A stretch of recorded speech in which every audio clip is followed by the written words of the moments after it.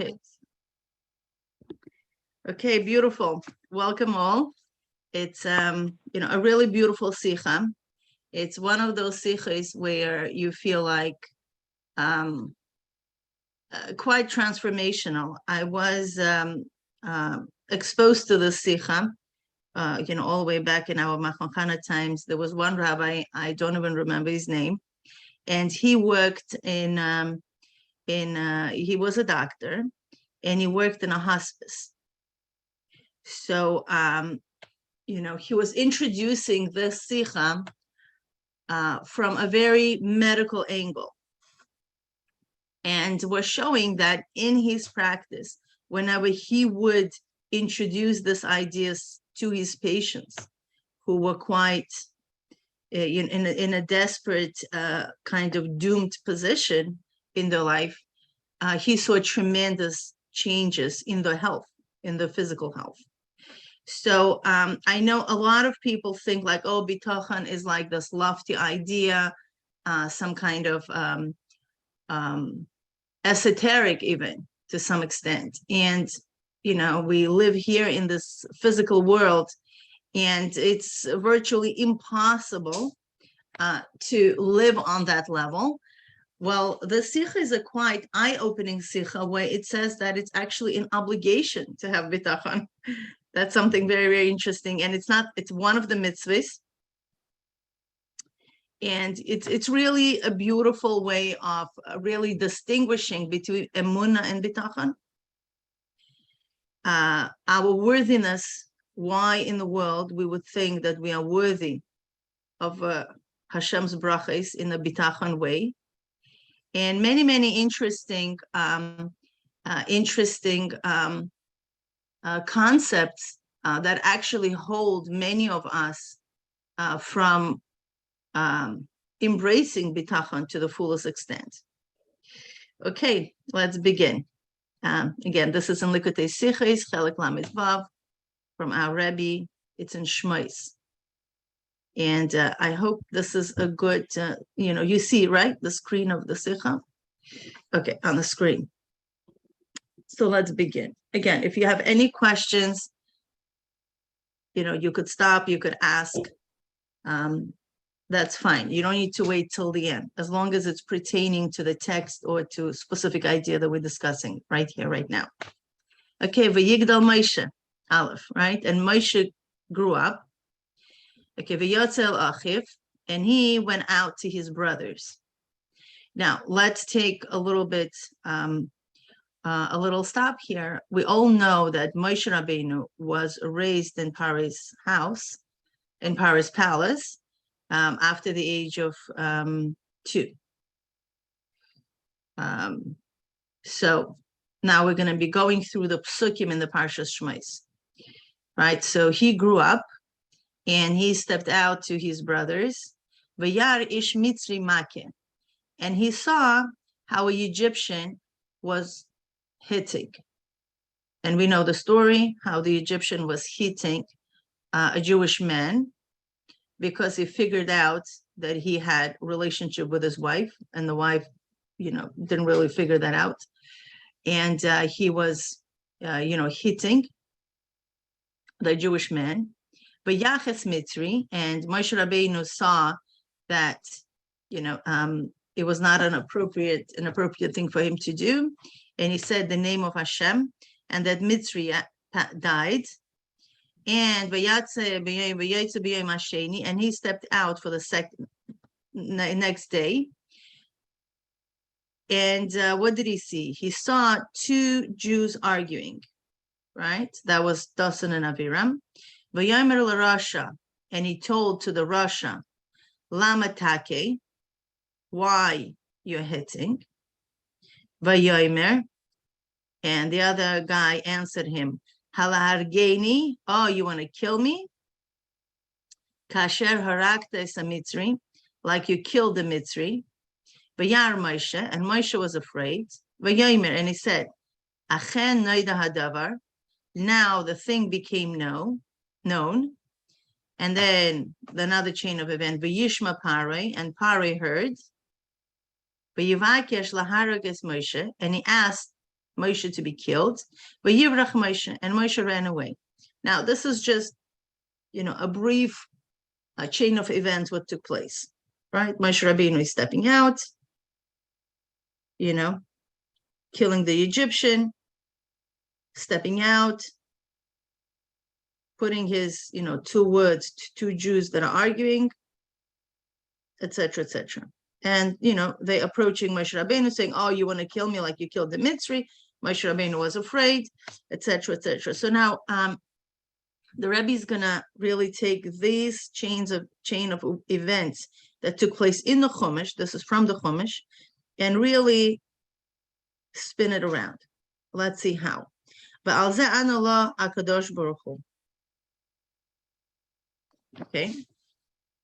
I'm sorry, okay, but Pirush Rashi says, okay, Vayar Moshe. So now Rashi is going to explain why Moshe Rabbeinu was afraid. Kipshutei, in its simple meaning, or Midrashi, and the Medrash. What Medrash says?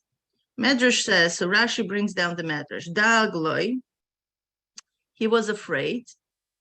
Al Sharabi Yisrael Rishoyim Diluturin. That Moshe truly was afraid that he saw by the Jews informers. And he said, Ata, me'ata shema einam ruim le'igoel. That now I understand why they're not worthy of being redeemed. So it seems that Moshe Rabbeinu had a question. Why Jews have to go through all these sufferings? And why isn't Hashem is redeeming them? And when he saw that by him protecting a Jew, the other Jew is coming up and saying, oh, you want to kill me like you killed the Mitzri. And moreover, he actually went and informed, right, the authorities. So he figured that, like, oh my goodness, I'm worried that now Yidden are not going to be worthy of redemption, or they're not worthy of redemption. Mila, can I just ask a question on that? Sure. Because it seems like it says V'yar Moshe before there was anybody informing. Right. So obviously Moshe Rabbeinu wasn't, that's a very good question. Like he saw, with his eyes that, how did they know that he killed the Mitzri? How did Dasan and Aviram knew that he killed the Mitzri? Somebody told them, right? So meaning it's spread out. Right. So he didn't kill it in front of Dasan and Aviram. Who was watching? It was mainly watching the Mitzri and that guy that he was hitting, right? So it was between three of them, this incident. Right. But somehow that spread out. Yeah, so but whoever witnessed it, yeah. But it was spread, like as a good thing, potentially, not as like a negative thing. Yeah, but still, why they have to be discussing this? They know the dangers that Moshe Rabbeinu is going to get into. And they knew that he was Jewish. Right? Bnei Israel knew that he was a Jewish guy living in a palace.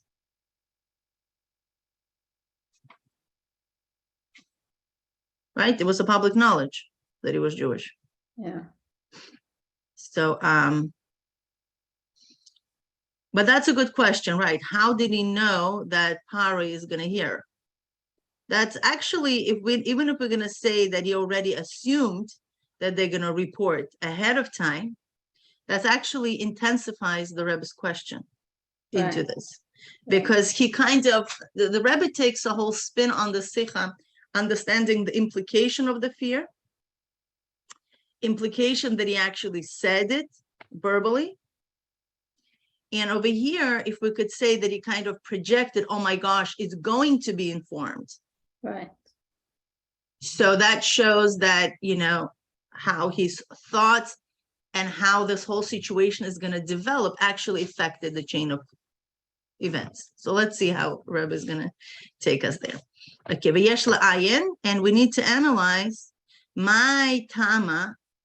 Why is it lo histapek Rashi b'firush hakasuf kipshutei, right? Why Rashi was not satisfied with a simple meaning, right? Because we all know what's a simple meaning. Lira, that he was afraid, benafshay, that he was afraid for his soul. Kivan shenoida v'nitparsem hadavar laharagas hamitzri, that the thing became known and it spread out, that he killed the Mitzri. That's a simple meaning. Like why he, Rashi also had to lahavi gama pirush midrash. Why he also had to bring the medrash shedaag, that he was worried shema einam ruim leigail, that now they are not worthy to be redeemed. She'ein lo remez b'mikra, that we actually don't see any hint in the actual psukim that was Moshe, concern. Right? Why Rashi had to bring down the medrash? Ubifrat shelifi pirush zeh, and moreover, that according to this pirush, v'yar Moshe, and Moshe was afraid. Tzrichim lahoitzi gam hamshech hakasuf. We also have to actually bring out the rest of the pasuk.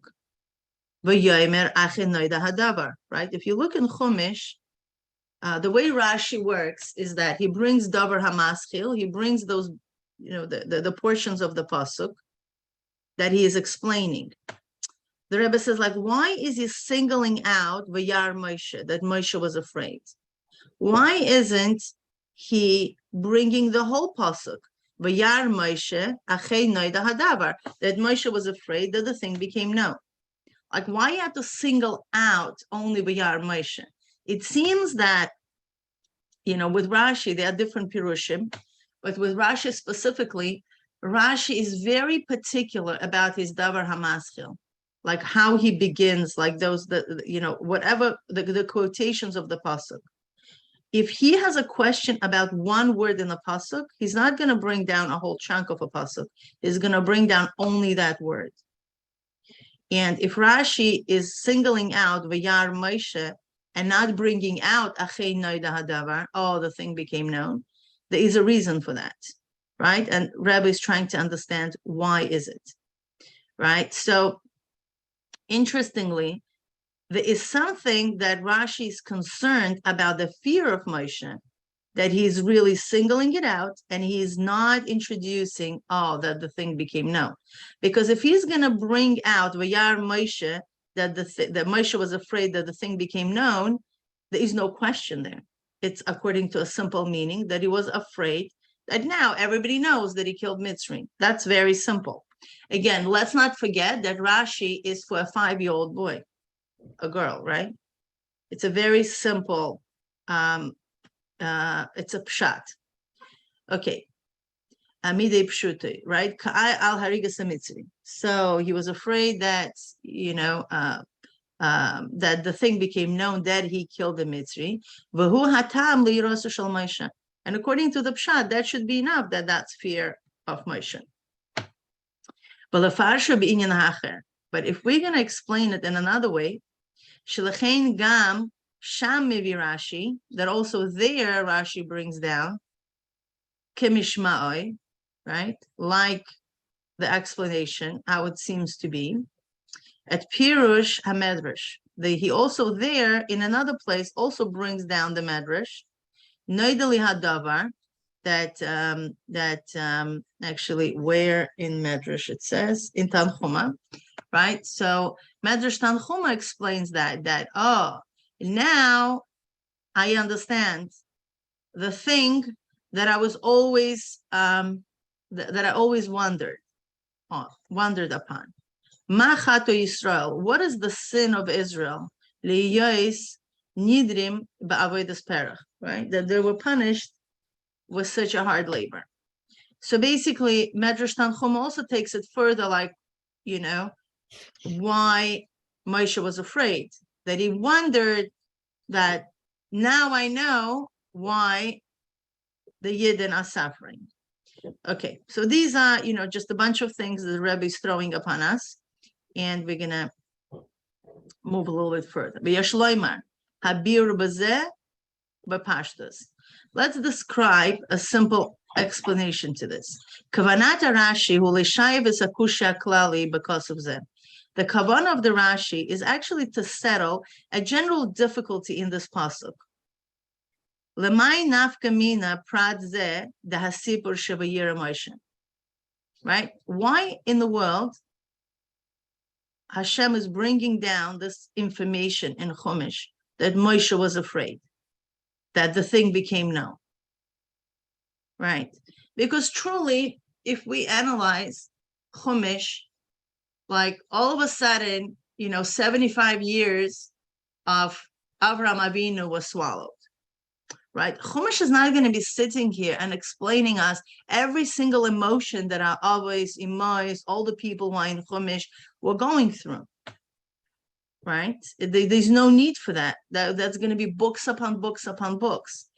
So Chumash is really bringing out something very important. I want to ask a question. Sure. He was afraid that the thing was known. And what was the problem with the thing being known? I sort of spaced out. The thing being known that he was the one who killed the Mitzri? Is that, in other words, there was something that shouldn't be known. What was that? That Moshe Rabbeinu killed the Mitzri? Yeah, I mean, yes?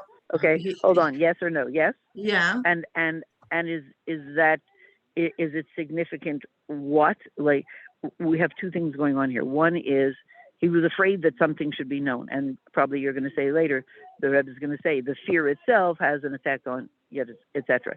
But also, right?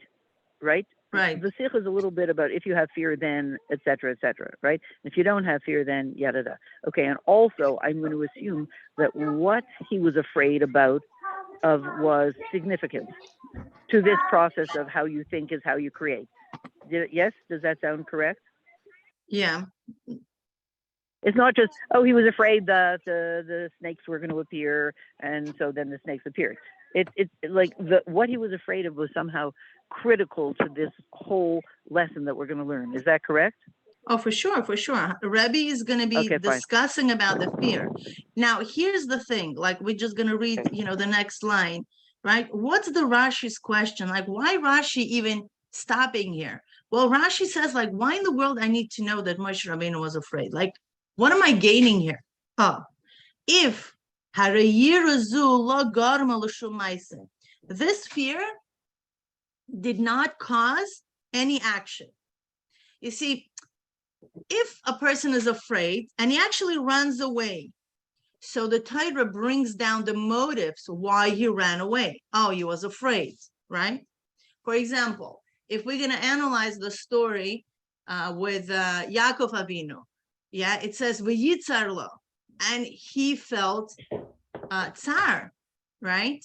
And therefore he did three things, right? When he was meeting with with his brother. So that is justified.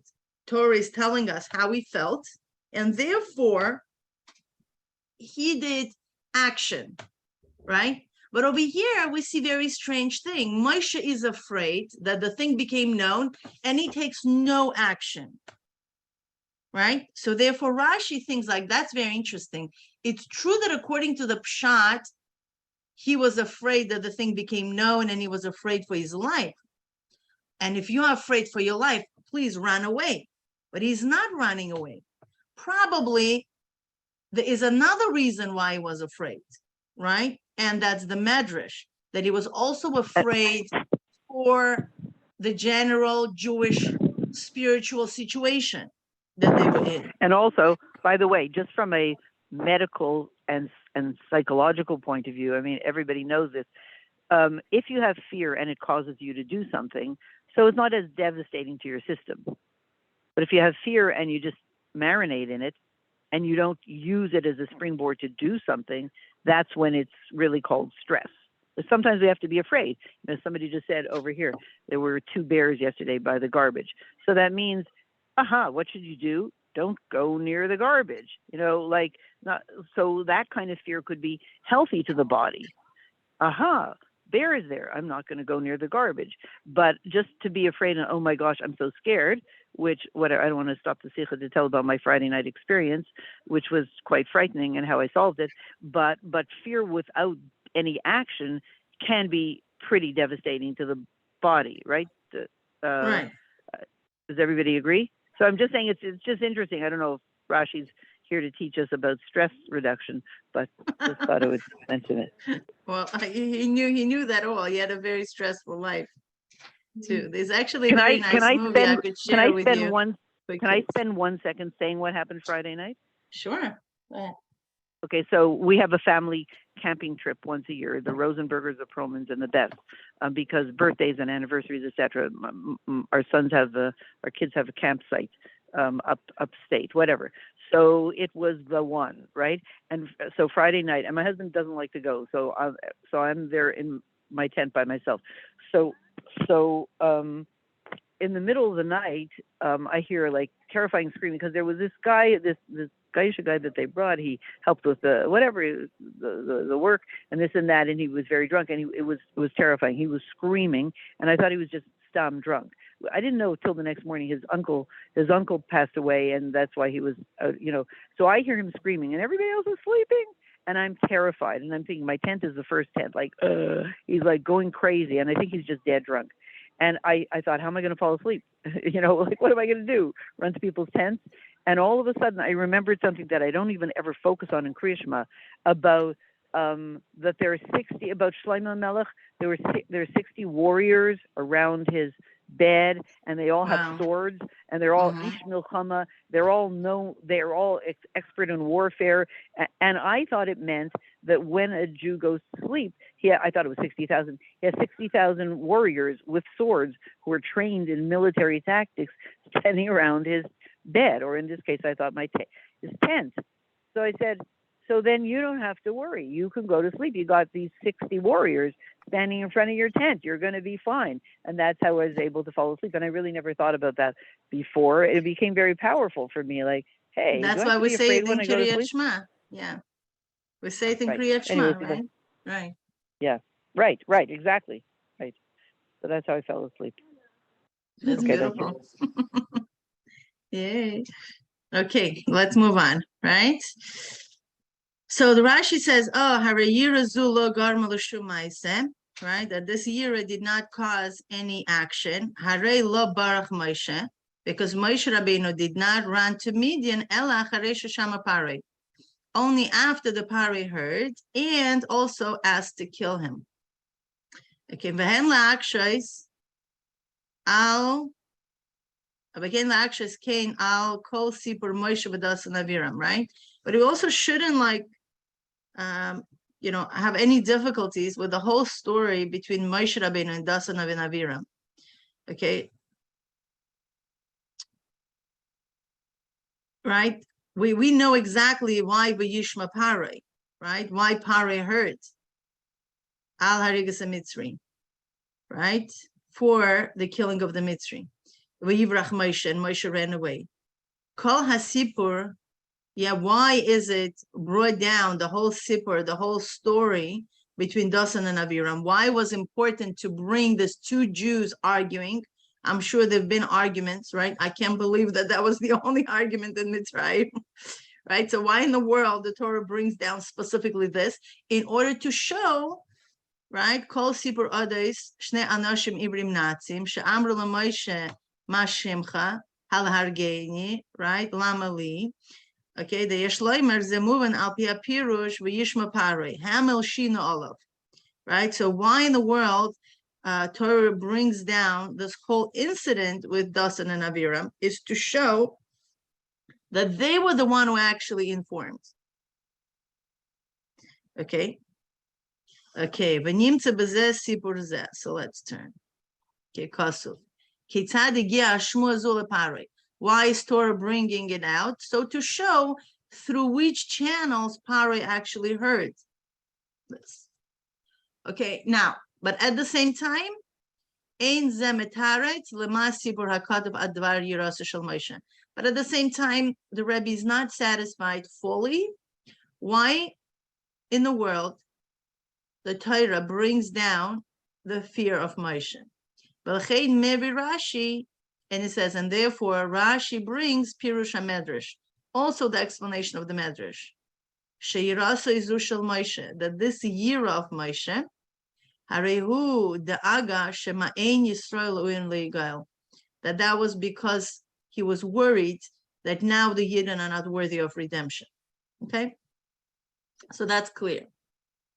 There's a year of Moshe that completely did not cause any action, and although we might explain that Torah is bringing down this in order to show how Dasan and Aviram were the ones who were involved in informing Parai, nevertheless, it's still not resolved. The fear is still not resolved, right? Why is the Torah telling us that he was afraid?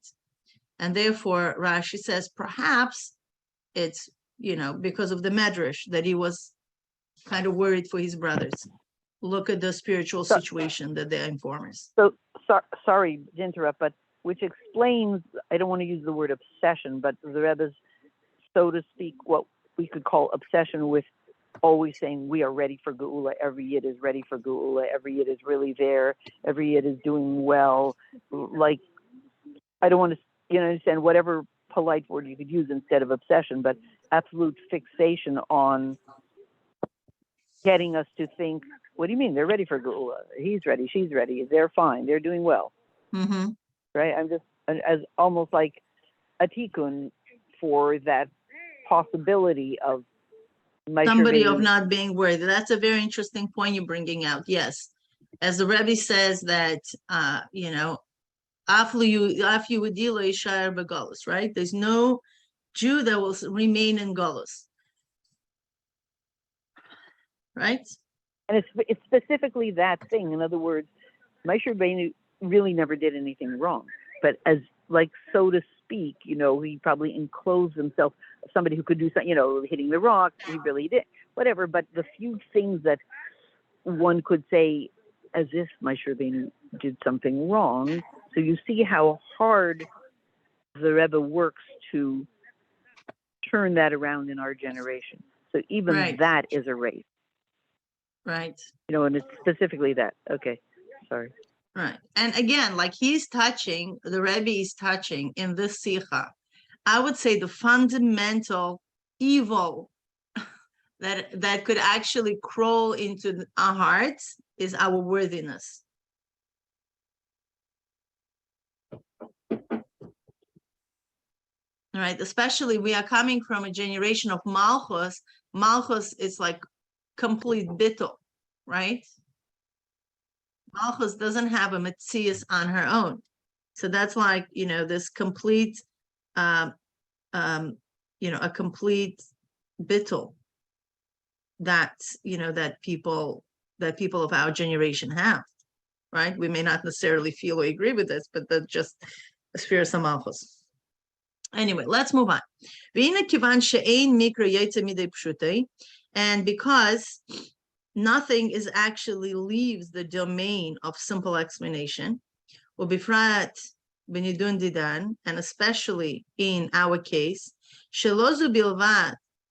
that not only that Rashi also was not really fully satisfied with the explanation of the Medrash, but he also brings down the simple explanation ahead of the Medrash explanation. But I'll call that tzarich lahavin, and with all this, we need to understand that even according to the simple explanation, Vayar Moshe, and Moshe was afraid. What was it? Shahaya yira lenafshay, that he was afraid for his soul. That's it, for his life.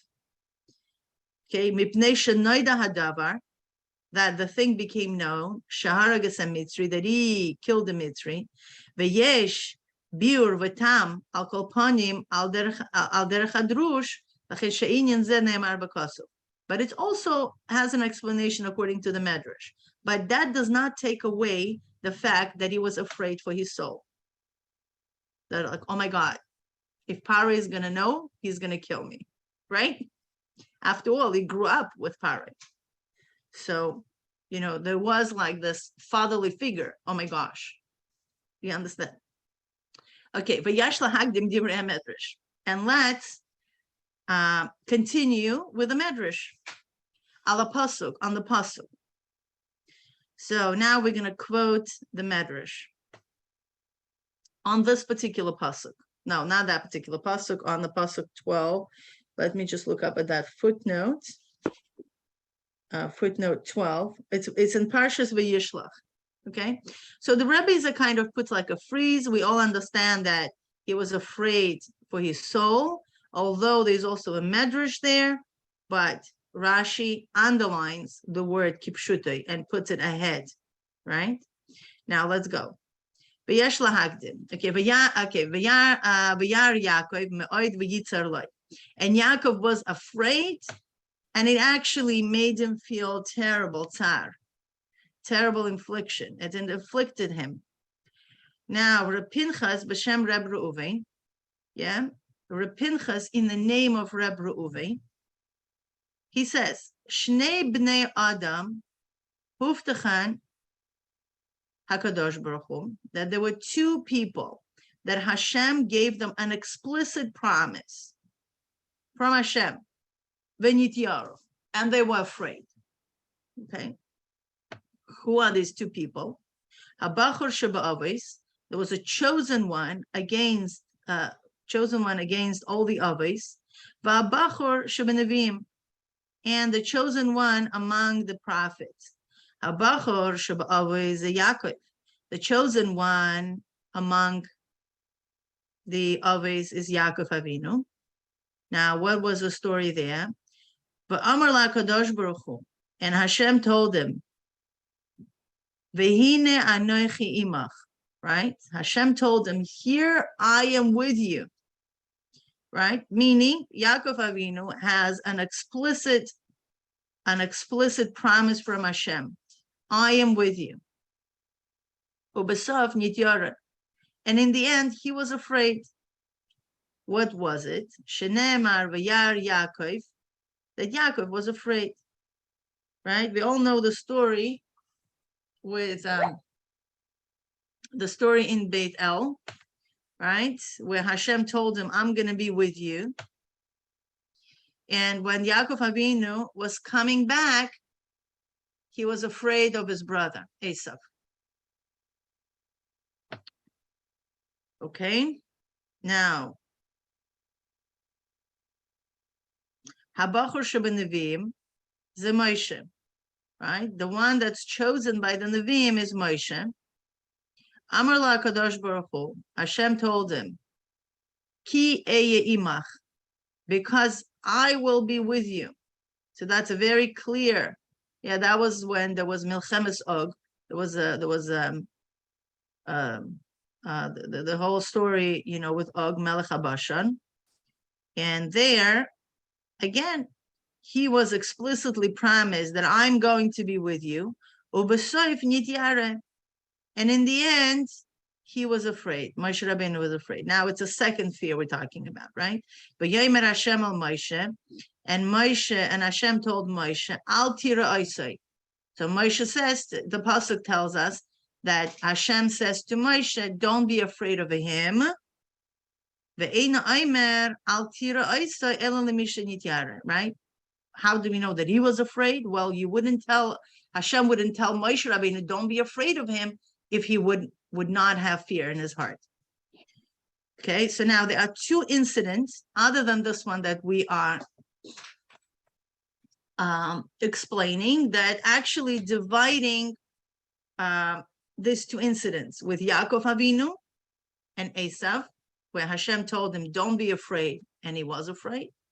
And with Moshe Rabbeinu and Og Melech HaBashan, where Hashem explicitly told him, don't be afraid, I am with you, and he was afraid. But Hashem actually had to tell him, okay, don't be afraid of him.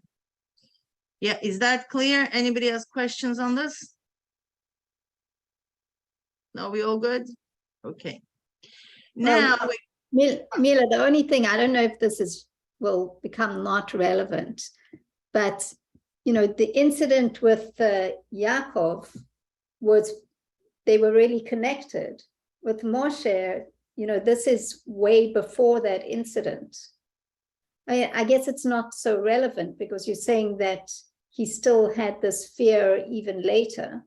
No, it's a different, yeah, by Moshe Rabbeinu, we're talking about two fears.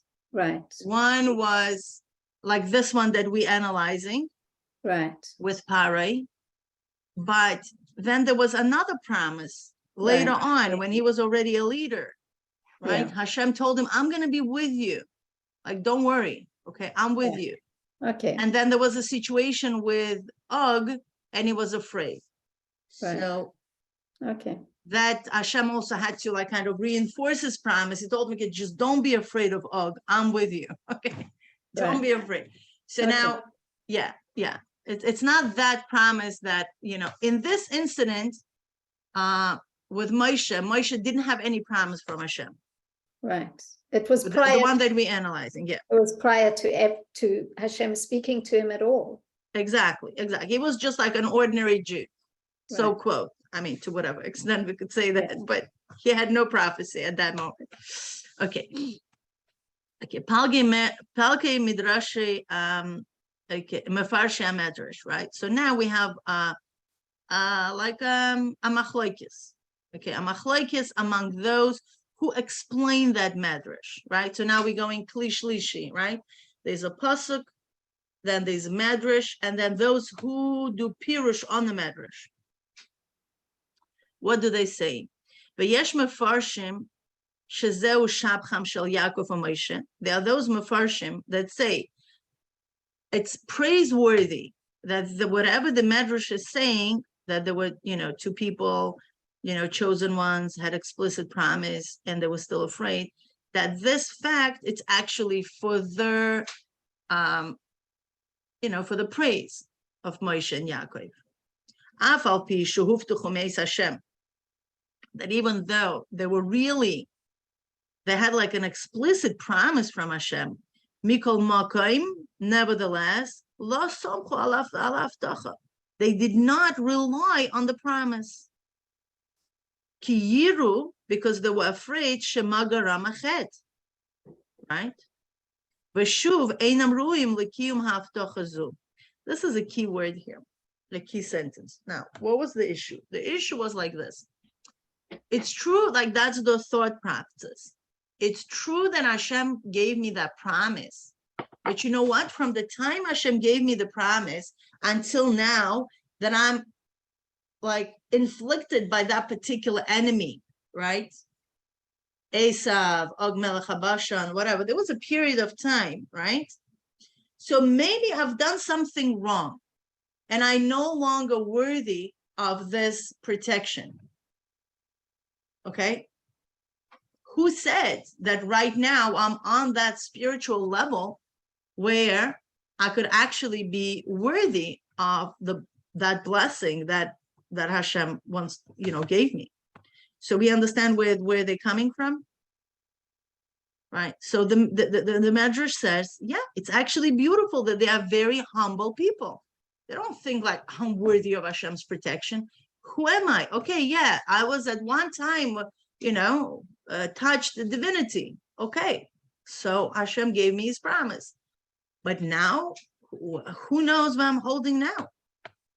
How can I say that I'm worthy of Hashem's protection? Who am I? So that's their thought process, according to one opinion. Aval yesh mefarshim, but there are other mefarshim. Shekavanas hamedrash, that the kavanah of the medrash, she'ein lilmod mehem, that we should not learn from them. Explicit as that. I just want to find out which medrash is that. 20. Right. These are footnotes. Very interesting. Okay, so there are those mefarshim of the medrash that said we should not learn from them. Shaharei, okay, shaharoi shalolira, that they shouldn't have been afraid.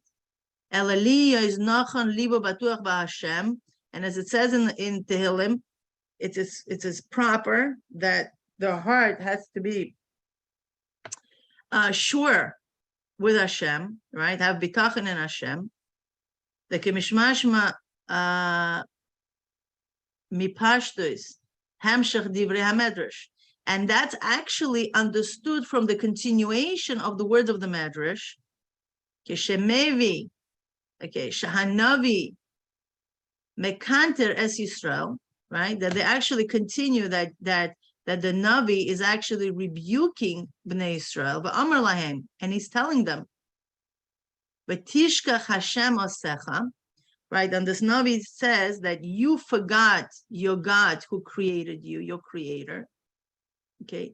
V'tifachet tamid kol hayom, and you're going to be afraid the entire day and every day, right? So the Navi brings a very interesting things. The minute you forget about Hashem, then when you become afraid. That's a very interesting correlation of events, right?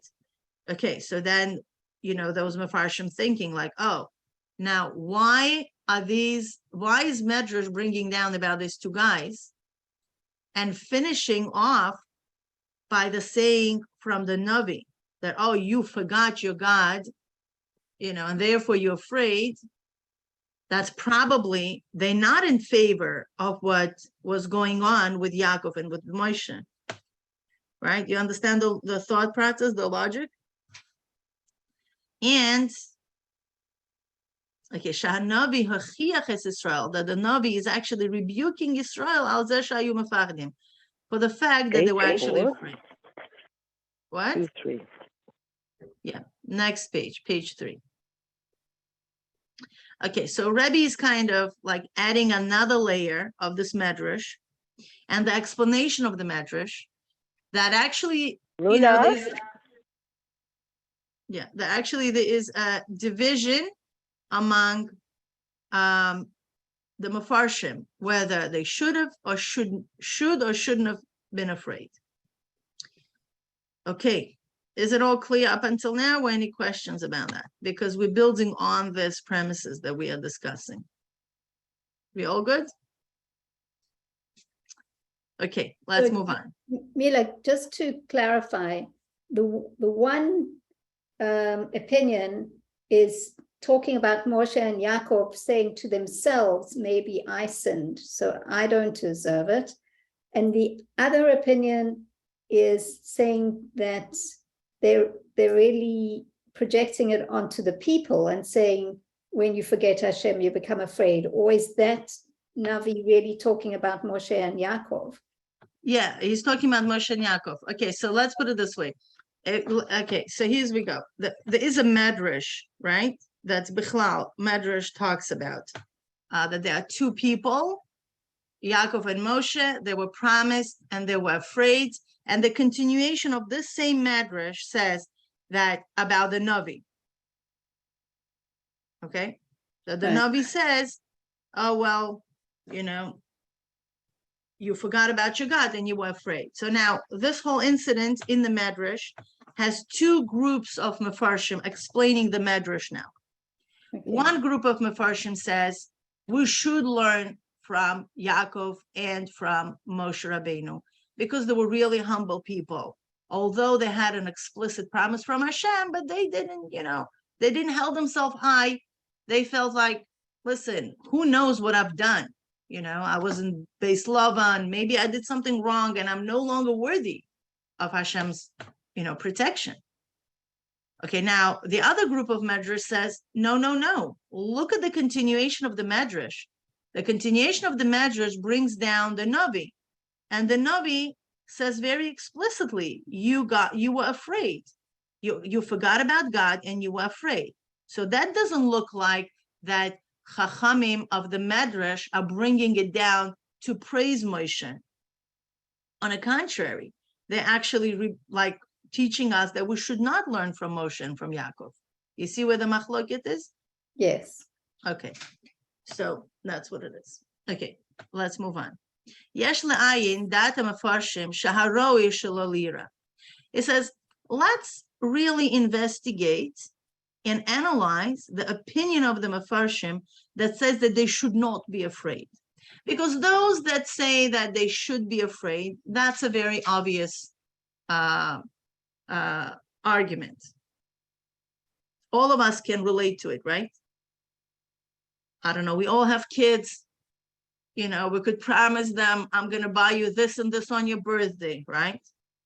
Right, few days before you really want to go and buy them. I mean, the child starts acting out and not misbehaving, and you no longer feel like you want to give it to them, right? Happens to the best of us. So we could all relate to this. We all understand that things change in our relationship to people. That there are moments where we feel like, wow, this person is amazing. And a few moments they did something wrong and they no longer deserve it. That's a very natural, you know, we live in this world, you know, of give and take and those exchanges. So that's opinion we don't really need to defend. It's a very obvious opinion. Now the Rebbe says, you know what?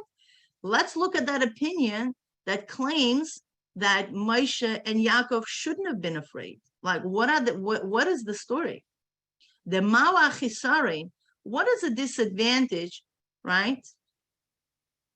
Okay, Bekach, in that thing, okay, that a person actually is afraid, kind of, or takes into consideration that maybe he have sinned. The Lichoira Adarabba, so Rebbe says that seemingly even more so.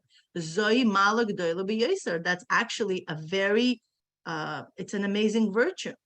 Shekol Kach, God Lamidas HaAnova Shaloi, that they are so humble.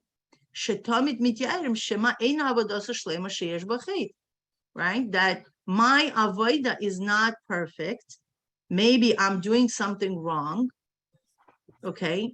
And maybe whatever. I mean, who could say like I'm this big shot, you know? So the Rebbe says like that seems to be the right approach. So on what premises the other Mefarshim are saying no, we should not learn? But the Rebbe says, but. Okay, Shelazu, this is this question, I'm sorry, this question is actually explaining the general understanding of what Bitachon is. And the Rebbe says over here, Shenitztovuba, that we actually have a mitzvah of having Bitachon. That it's a mitzvah. It's not something like, you know, just a nice thing to have. You know, it's not something that just beautifies our mitzvahs, but it's the actual mitzvah that we have to have bitachon in Hashem. Okay? Okay. Pirush bitachon, the explanation of bitachon, eina rak emuna, that it's not only the emuna b'yicholas Hashem, in the ability of Hashem, and the word ability Rebbe underlines. Lahatibo v'lechaltzoi mitzara, right? That what is Emuna? Emuna is ability of Hashem to save me from this situation. Ela sheboteach b'Hashem. But in Bitachon, it's not only that, you know, there's an ability of Hashem to save me from this particular situation. For sure, Hashem is unlimited, is Ein Sof, Ein Tchila, is above nature. For sure, you could save anybody from any situation. The question is, will he? That's where the question goes. Now, here, will he save me? And Bitachon says yes. Ela boteach b'Hashem, shekein yaseh b'poel. But he is actually fully confident in Hashem that he actually going to do this. Shahadavar vaday etzloi, that thing is very obvious to him. At shehu b'menucha gemura, right? And he has this realization and this awareness in Hashem that he is going to be certain that Hashem is going to save him from that particular situation, to the point that he is in a full menucha, that he is in a full tranquility. Ve'eino doeg klal, and he at all doesn't worry. And Rebbe brings down Chavos Alavavos of Rabbeinu Bachya, right? This is a very interesting book. You could actually get it. I have it right here. It's actually a new print that came out right here, right? The Gate of Bitachon has all the beautiful explanations right here. It's really a beautiful book that takes a very deep dive into the whole Bitachon situation. So if you want to really study this topic further, you could do so. Anyway, right? So it is written in Chavos Alabavos, Shemahus HaBitachon, right? That the whole essence of Bitachon, Hu Menuchsa Nefesh HaBateach. That's a full tranquility of the person who has Bitachon. Shahari Liboy Samuch Al Misha Bateach Alav. That his heart is fully dependent on who he has bitachon. With what? Sheyase hatov v'hanachon loy ve'inyan asher yiftach alav. That it's going to be the best situation, right? That is going to do good for him, and in that what he is having bitachon on, right? So he's giving that formula that I'm fully confident, and therefore I'm fully relaxed, right? I'm in full homeostasis, no stress whatsoever. Now the Rebbe says, "V'tzarech biur," and we need an explanation. Mawa yisod levado zu. Rebbe still kind of like a little bit, pushes the bar. I mean, what is the foundation for somebody have such a certainty? Like, hello, aren't we all have all kinds of sins? And like, why in the world somebody could be so certain, like, yes, Hashem is going to do this for me? Like, why? Who said? Look at those big tzaddikim. The Avodah, I mean, come on, like Yaakov Avinu, Moshe Rabbeinu, like, and they was still afraid. Who are you, right, to have such certainty? Okay, can we all relate to this? Yeah, I hope I'm not putting you to sleep. But we need an You're extra. not putting us to sleep, and yes, we all agree. We're just agreeing silently and in pain. Okay. Okay, everyone. Okay, tzarich biur, we need an explanation. Mawa yisod I didn't levados. mention, Eva? Yeah. Yeah, I was going to say something that I, like in the back of my mind, like, I don't know, like the end over here, but I think that I had learned that, with Bitachon, whether you're deserving or not deserving, Hashem will give it to you. That it says in Shar Bitachon, it says there, like the Rebbe says, every yid is full of mitzvahs, and everybody is deserving.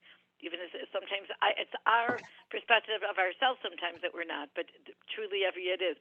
So I feel like I know, like I'm reassured by the fact that, okay, I know the punchline, the mitzvah Hashem, whatever, it'll turn out good. Like the end of the story, it's going to turn out good at the end. So that's why I'm sort of relying over here. Even though you're going through this, I that's sort of like my reassurance as we're learning. Okay, that's great. But the Rebbe is going to add a little detail. Okay, let's move on. You're going to like it. Yeah. Okay. Rebbe is going to take us on the whole spin. The tzarich biur, right? And we need an explanation. Ma'o yisod levado zu, right? What is the foundation for the certainty? The kivan shafilu, that even sheyesh haftacha mufureshes mes Hashem, that even when somebody has an explicit promise from Hashem, yitachen shelo titkayim haftacha shema gramachet, that it could be that this promise will not be fulfilled, that maybe there was a sin, right?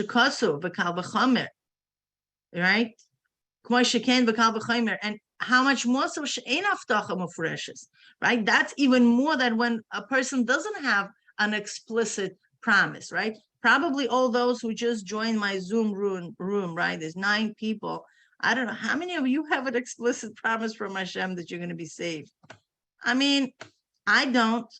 I did not have nevuah telling me like, Mila, everything is going to be cool. No. So how would I know?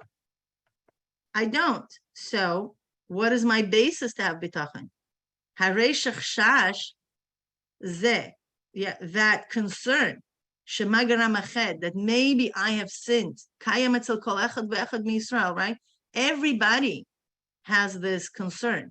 Why? As it says, where does it say? 29.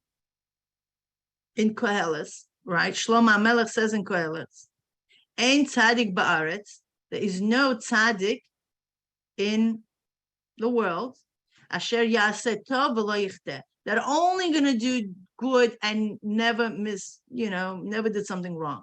There's no such a person. Okay? K'may sheken v'kal v'chaymer. Mi zeh, Rebbe says, and how much more so? Who is this? Right?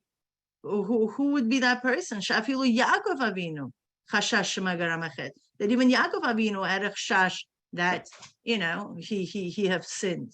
Like, what do we have to say here?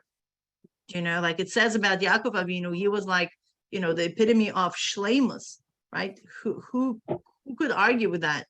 Who could say like, no, I'm higher than Yaakov Avinu?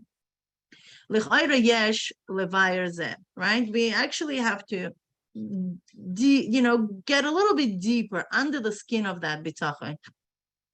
What's the story? Okay.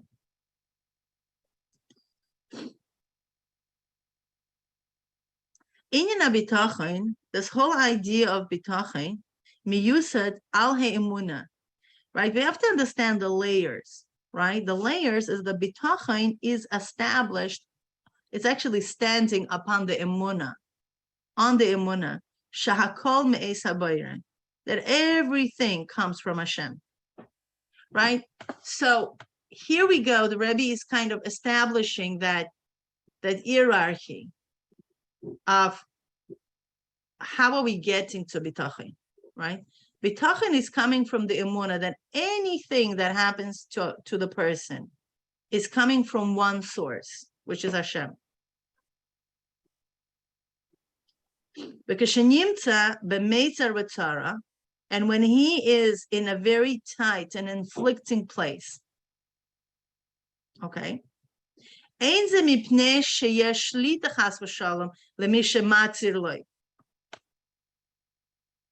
is not because there is some kind of power or rulership of that somebody or something that is causing me pain. Okay. For example, I don't know, your boss is nasty at you. I don't know, your husband, your parents, your wife, a particular situation, whatever the story may be, right? It's not them. This situation is not coming from them. This situation is coming from Hashem.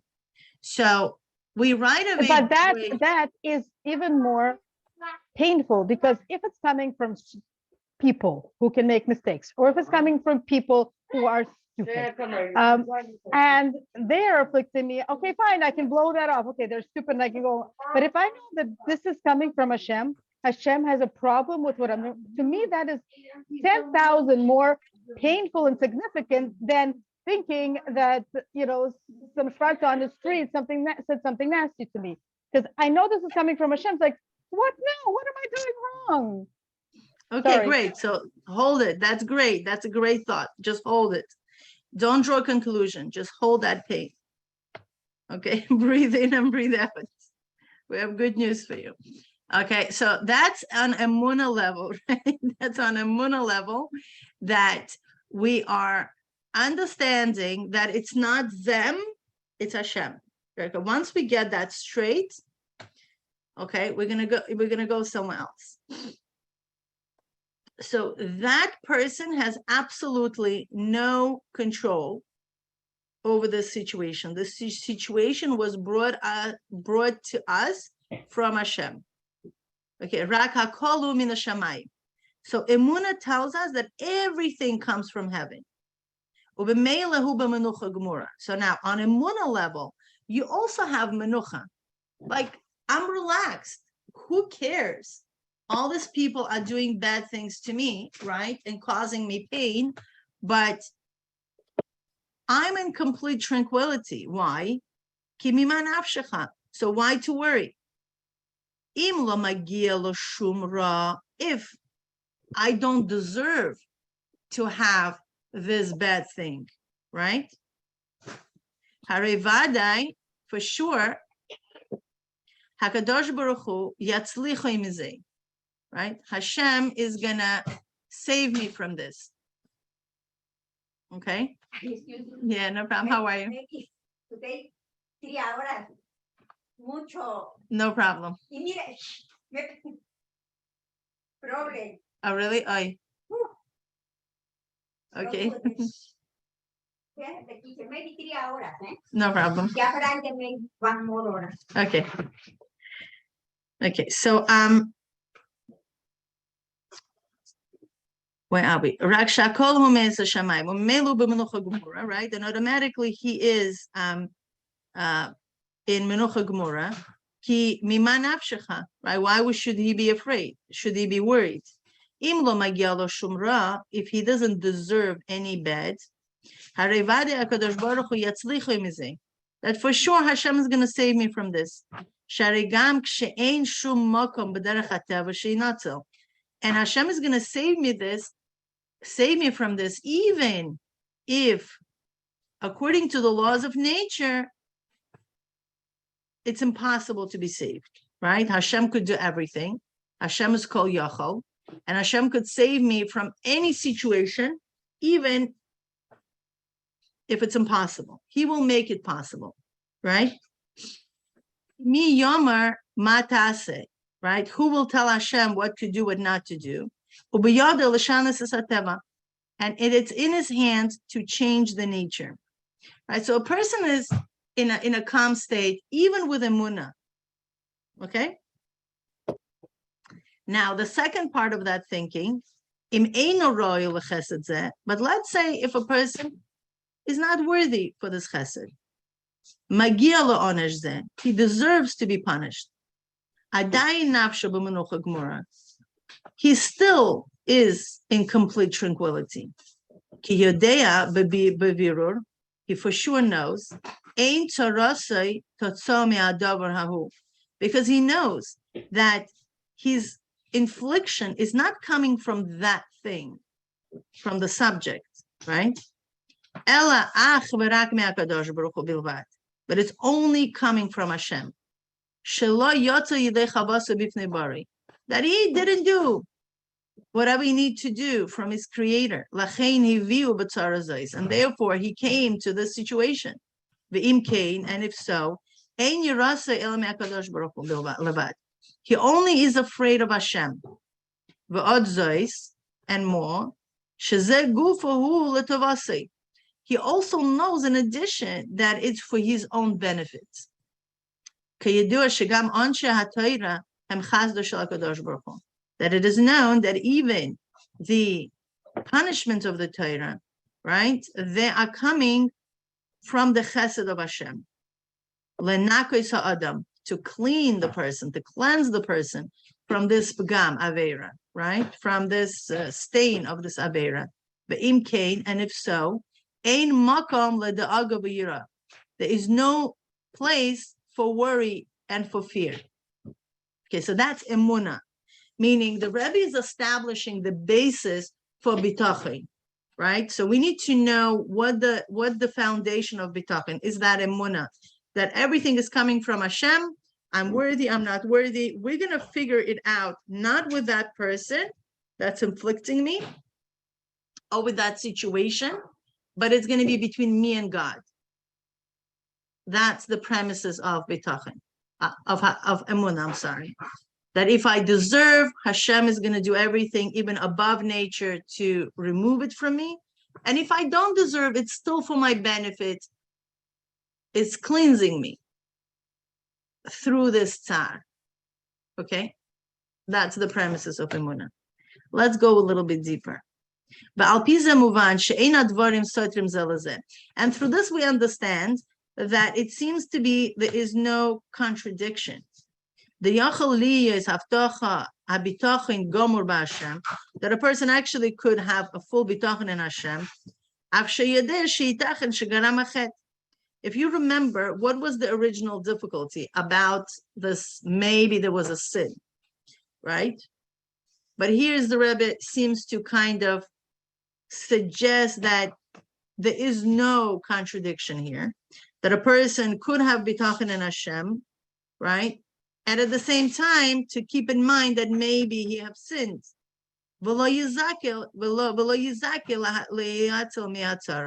right? And therefore, he's not worthy of being redeemed from that particular situation. Right? And he doesn't take away from his menuchas hanefesh. Because he knows that everything which is done to him, it's coming from Hashem. Right? And what the Mefarshim are writing in the Medrash, that right, that says that he should not be afraid.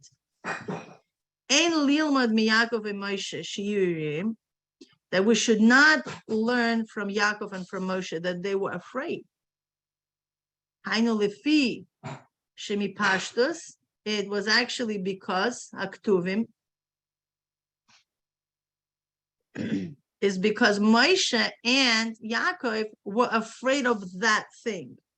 Yaakov was afraid of Esav, and Moshe Rabbeinu was afraid of Og. So according to this kind of, Rebbe is trying to package it that it actually makes sense, right? They were afraid of the thing, and Emuna would be enough for them. If we're looking from Emuna perspective, they shouldn't have been afraid of the thing. They should be afraid of Hashem and the relationship with Hashem, not the thing. Okay? Okay. And like we see, Vayar Yaakov Me'od, V'yitzar Loi, etc. And he actually divided the camp. And by Moshe Rabbeinu, it says, don't be afraid of him.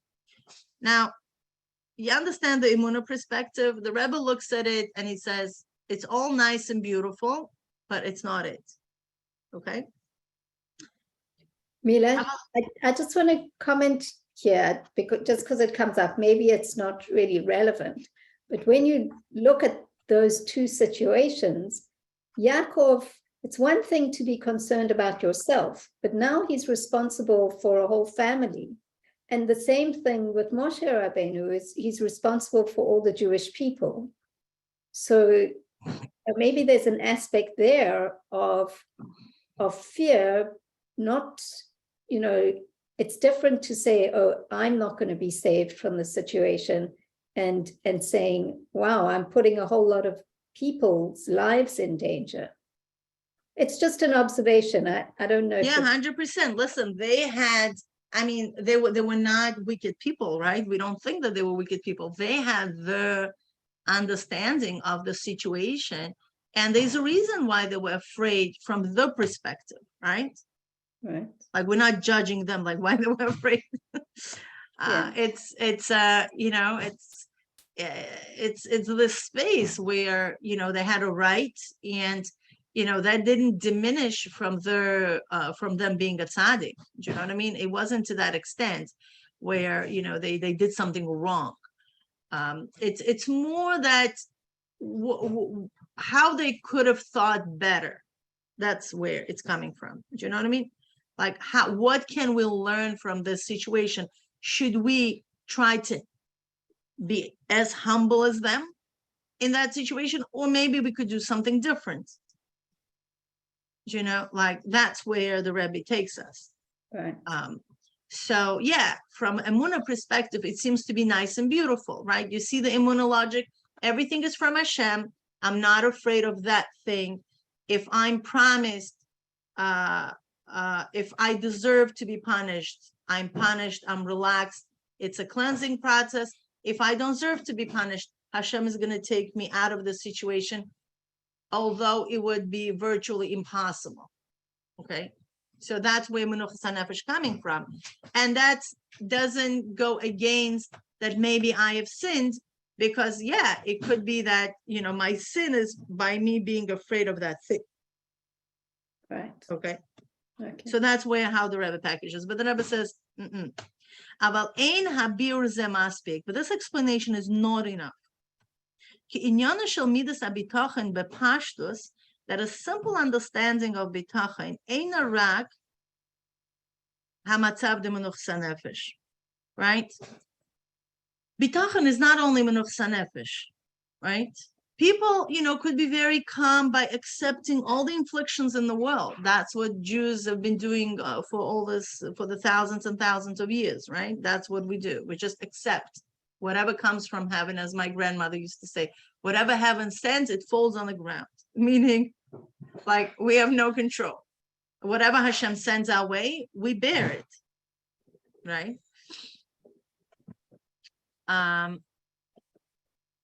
But the Rebbe says it's not enough. It's not only the menuchas nefesh, ela sheboteach, but he is certain and he's sure. He has bitachon sheyeh lo betuv hanir v'anigla, that is going to be in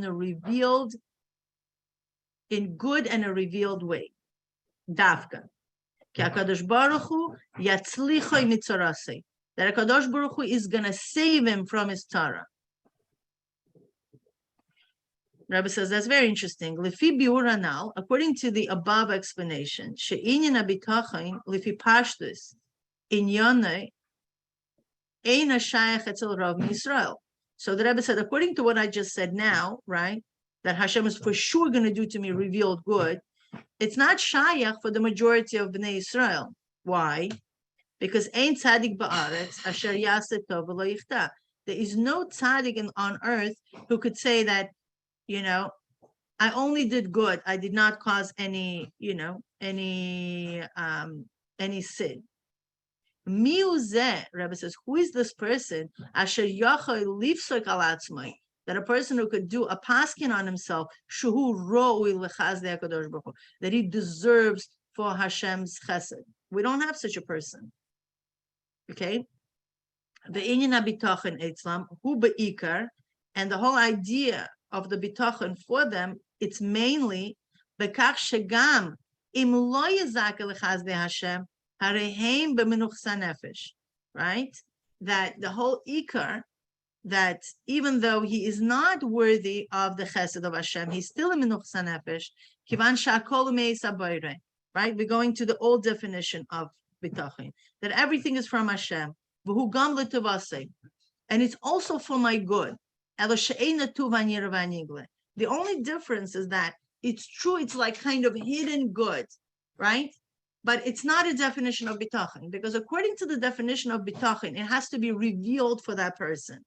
Sometimes people say, you know what, you don't know what good is going to bring for you. Yeah, but that's still not good. It's not a revealed good. A revealed good means I actually could see it. Don't tell me a revealed good is something that is not revealed, right? That's very, very clear. Revealed good is a revealed good according to that development of that person on that particular time, right? Like, let's say sometimes we inflict our children with homework, right? And our children no, I don't understand why I need this. And they go through a particular tzar. Right? We know why they need it. They have no idea why they need it. So for that child would be that he's going to be so smart that he wouldn't need to do homework. But it's not that he's going to do homework and think that there is some kind of hidden good that only my mommy and my tati knows about. Yeah, I'm just bringing it down on a very thing level. So let's move on. Rak tzadikim gemurim, right? Rebbe says that truly, that's a very interesting definition of bitachon. Who could achieve that? That only complete tzadikim sheshleimim ba'avodasam, that have complete avoda, right? That they are complete in the avoda. Ve'einam chashashim, and they completely can't even envision that they've done something wrong. Rakhem yicholim liftach, only they could have this degree of bitachon. Right? That for them it's going to be good in a revealed and sustainable way. Like they're just like beyond. Okay. But he says, in Chavas Alavavis Kasuv. Right? What are the reasons that a person could have bitachon? Right? Up until here we understand, right? The difficulties that we got ourselves into. Okay, in Chavas Alavav is written something very interesting. שיהיה מי שיפתח עליו, בתכלס הנידובס החסד למי שראוי לו, למי שאין ראוי לו. And all of a sudden, Rabbeinu Bachya defines bitachon that it's also for those who are not worthy. So that's like, really? Like, how could you have bitachon even if you're not worthy? How can you be worthy of this chesed, even though if you're not worthy?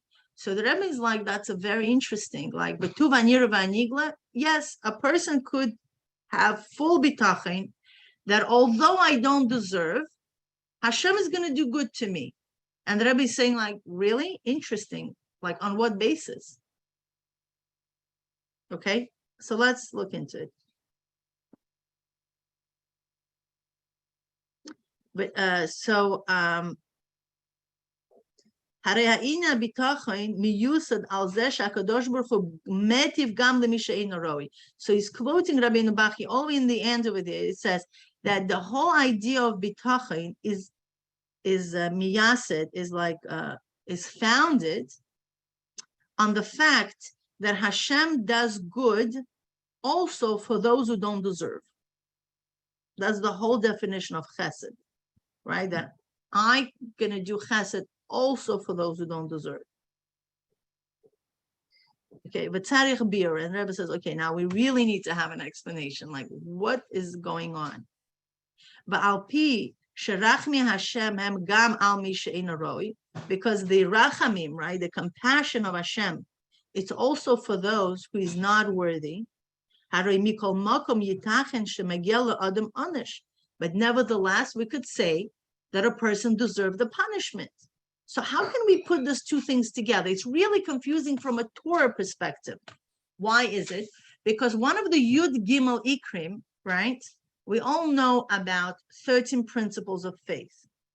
And the Rambam defines those 13 principles of faith as a yisod. That if a person, chas v'shalom, does not believe in one of those 13 principles of faith, he's considered to be min.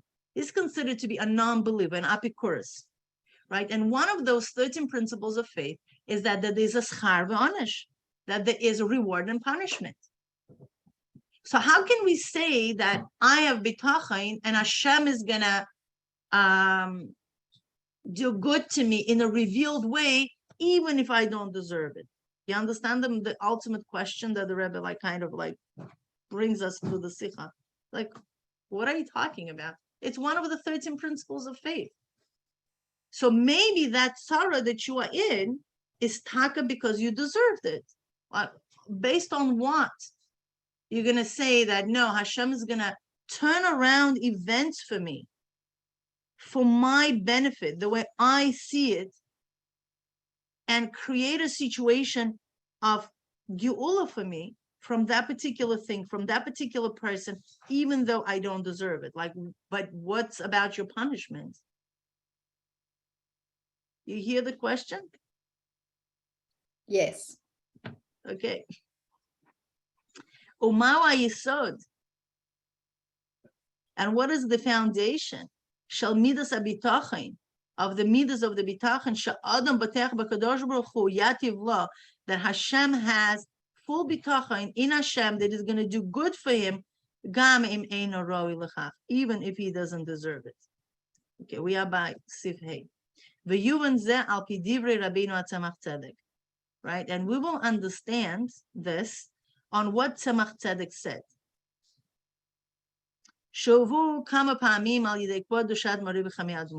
That these words of the Tzemach Tzedek were brought down few times from by the Frierdiker Rebbe, by the Rebbe Rayatz. She'ana le'echad, that he answered, that Tzemach Tzedek, there's a very famous story.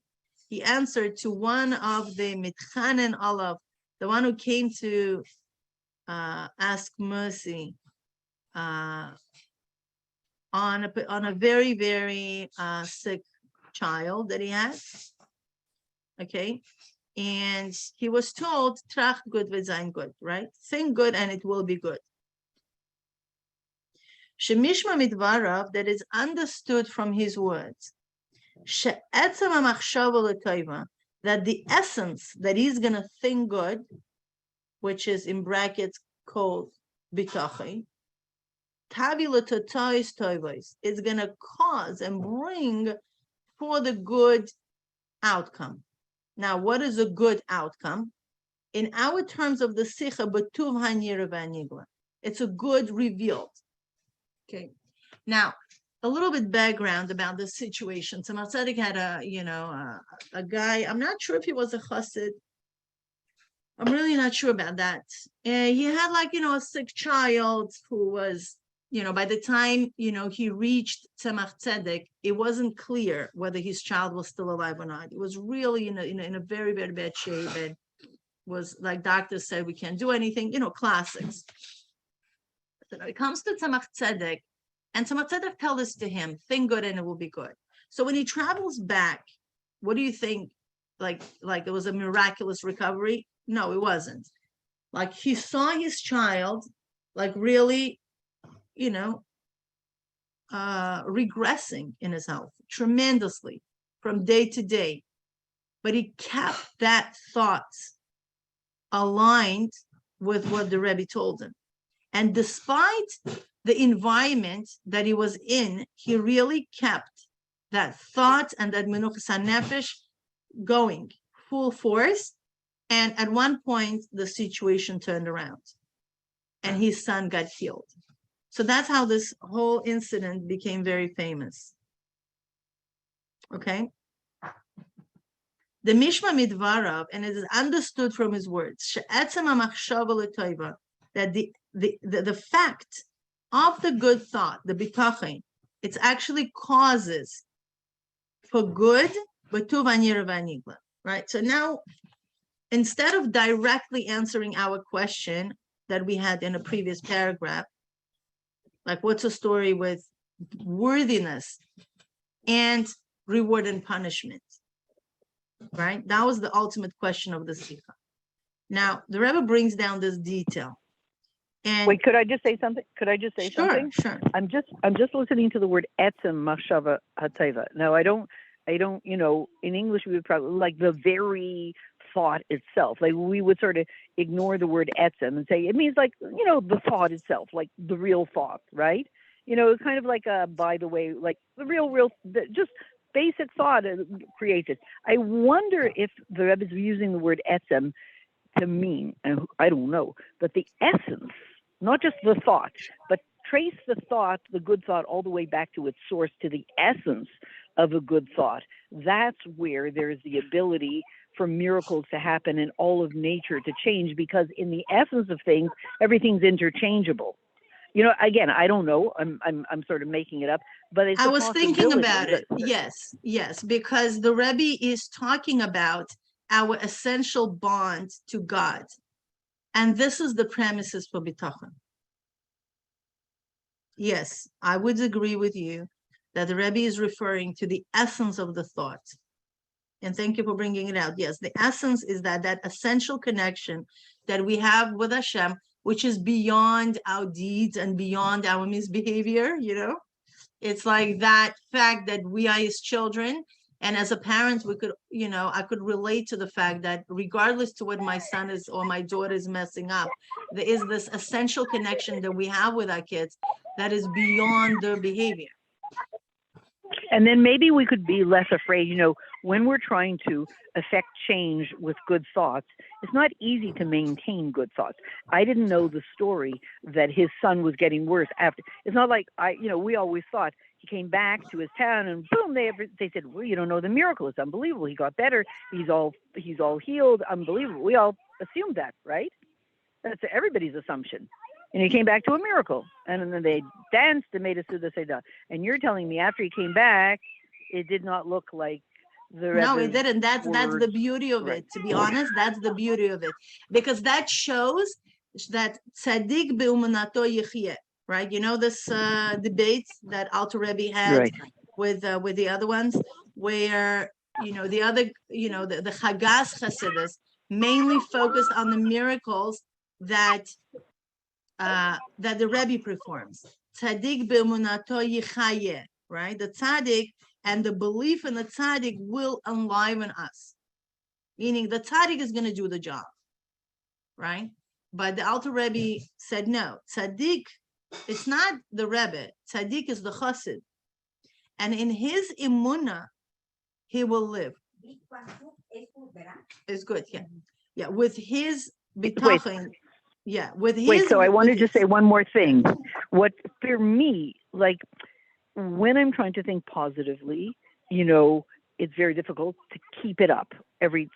So often there is the fear, you know, people feel like, oh, no, I messed up. You know, it's kind of like, you know what I'm saying? You put Lego one on top of the other, and then, you know, whatever it is, you put blocks, and then one little, you know, the wind blows and like the whole thing falls down again. You know, so there can be that fear that, okay, so great, I'm going to be able to turn everything around with positive thinking. And then there's a moment where you lose it and you're not thinking positively. You say, oh, no, I messed the whole thing up. You know, there is room for that. One sec. There is room for that. And so it can cause such a stress, feeling like just sleep all day. Be careful, right? Sleep all day, because you're going to mess up at one moment and you're going to say, oh, no, what's going to be, right? So here I feel it gives me chizuk, because I feel like I can say to myself, you know, I can sort of try to visualize the essence of this thought of good thinking, of positive thinking, and sort of even give it a shape and a color and keep going back to that and saying, don't get scared, even if you feel like you messed up. In the essence of your thoughts is you're in the right place. Do you know what I'm saying? Because otherwise, I'm not going to try it, because I know there's going to be a moment where I'm going to fail. And then, like, all right, you got to start all over again. You know, yeah, but here's the thing. Here's the thing. You know, you know the famous story with the Rebbe, with the Alter Rebbe and his brother, how they discovered wellspring. You know the story. There was like a little river in their town, and it's actually brought down in Sipur Tzadikim. I don't know if you have those. You know, those like 100 and something books for kids. So yeah, I think it's called White Wellspring. That there was a situation with a river where the Alter Rebbe and, you know, his parents lived, and it got like, you know, rotten, and people were drinking from it, they would be dying, etc., etc. And one day, Viegdel is Alter Rebbe's brother. They were coming back from the cheder, and you know, they were like young kids, or like 8 or 6 or something like that. And the Alter Rebbe actually, and they were talking about the river situation in their town and the village, you know, wherever they were living, and you know how, you know, animals don't have what to drink, and you know, etc., etc. And somebody was thinking that maybe there is this, you know, this evil guy who was in the town, like Kishuf Macher was involved or something like that. And then Alter Rebbe was thinking for a moment, and then he told Viegdel and then there was a story where Viegdel ate apple, right? That was from the orla trees accidentally, because their maid, Marusia, I think, you know, her name was, gave them that apple.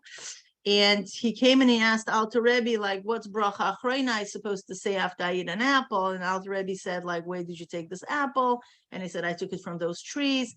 You know, Marusia gave me. And he was like, oh my gosh, this apple's orla, you shouldn't have eaten them.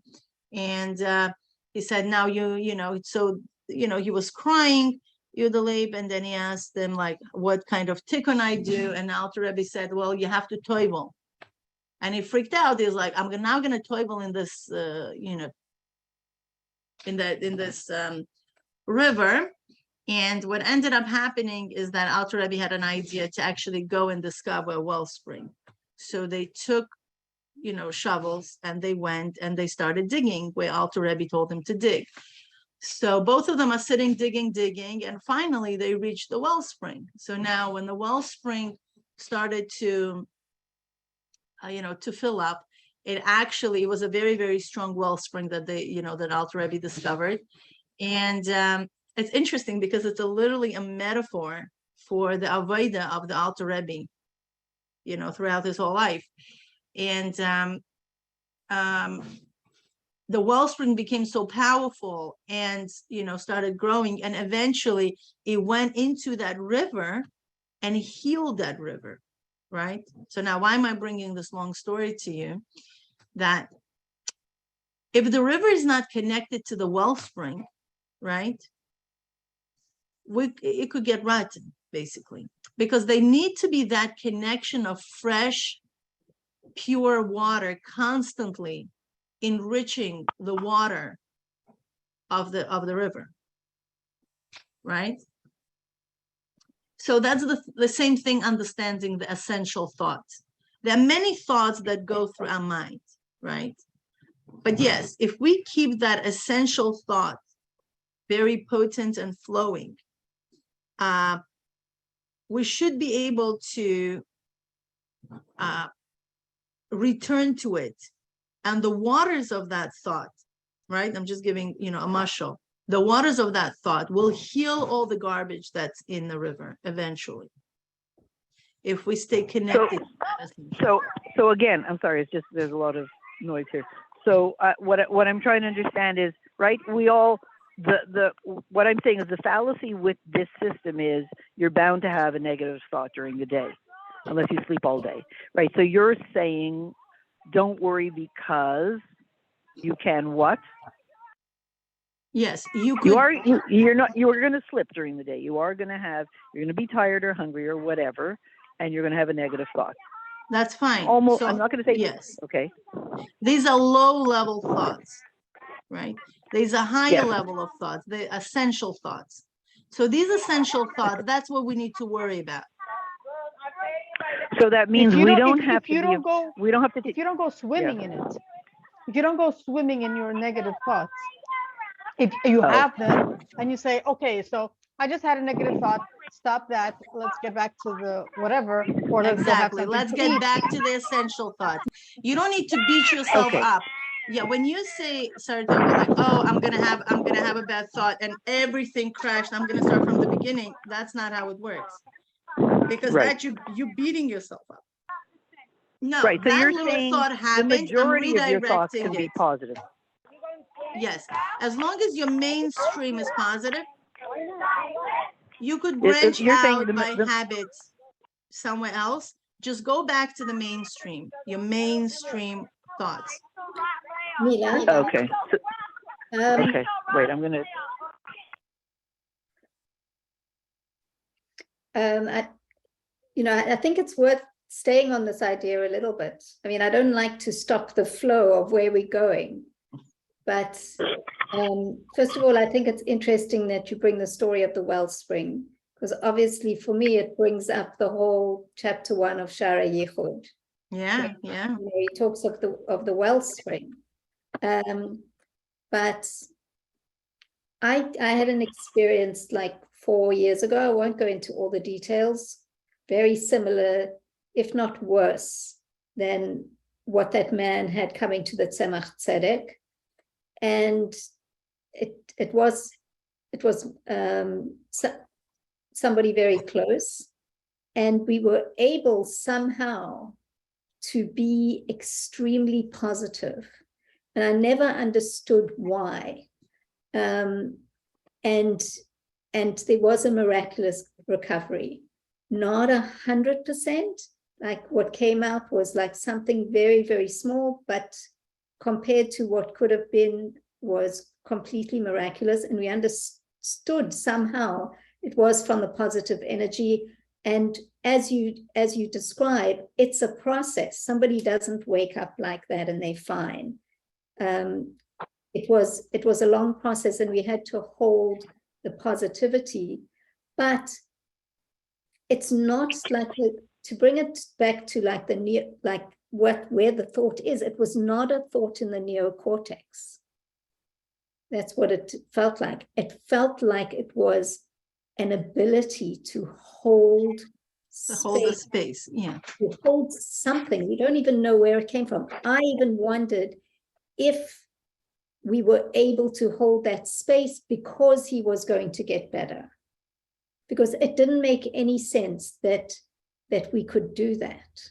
And we also, one of the things was we had a Sudat Hodah when he was in his worst place. That's beautiful. That's what the Rebbe says to do. Right. And we did it, and you would think that it was the worst moment, like it was just the lowest. And somehow all of us, and these were young children as well, were involved. It was a Shabbat, and it was the most joyous Shabbat I've ever experienced with those people. It was so high. How could we do that? It was not a thought in the way that is being discussed here, like, oh, I have a negative thought and I have a positive thought. No, it was an intention. Experience. You see, when we're going to go, Bezras Hashem, to Kuntrasai Spilus, he talks about that level on a Chachma level as an intention. It's more than a thought. Intention holds multitudes of thoughts. It's like a big cloud for all the little thoughts that are there. It's the intention. I am connected to God, and therefore, that's like a thesis. Do you know, it's not even like pronounced. It's like the state of being, what you're describing. It was just like. But it didn't even allow for a thought about, like I'm connected to Hashem, or I'm not connected, or I deserve, or I don't deserve. It was almost like a gift from above.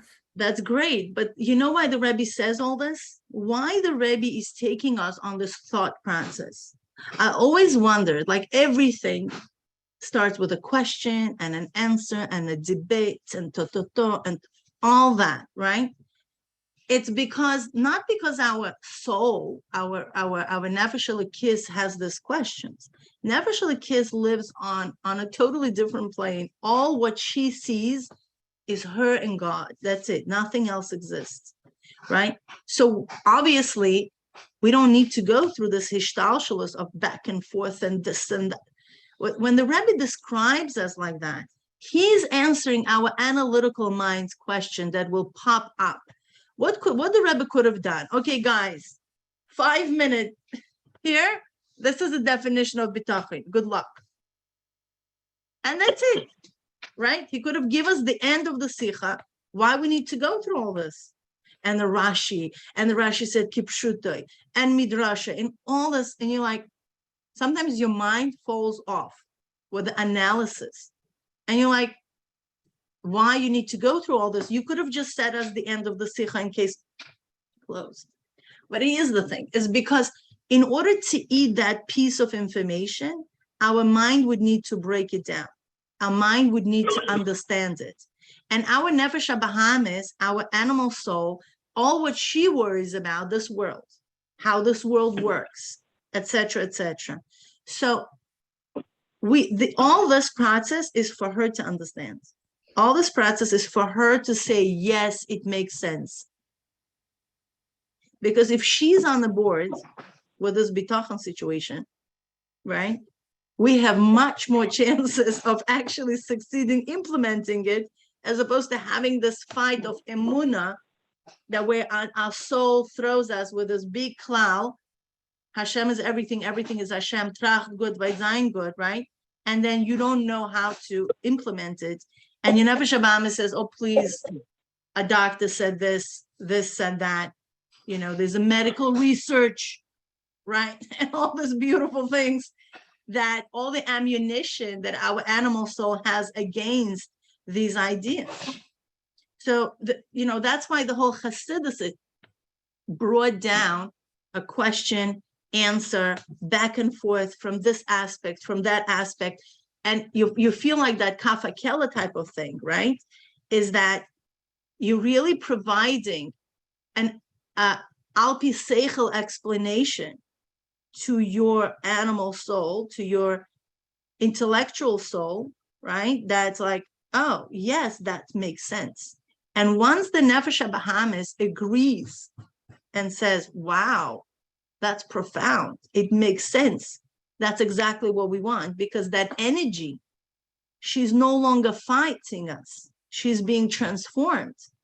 Although for a little bit, but she agrees with these ideas, and that's what we want. That's the whole idea of Isbainanus, is to show to our animal soul, not to our godly soul, is to show to our animal soul how God is right here, right now, fully focused on you for your benefit, for your tuvanir vanigla. So you better be with it because you're going to benefit from it.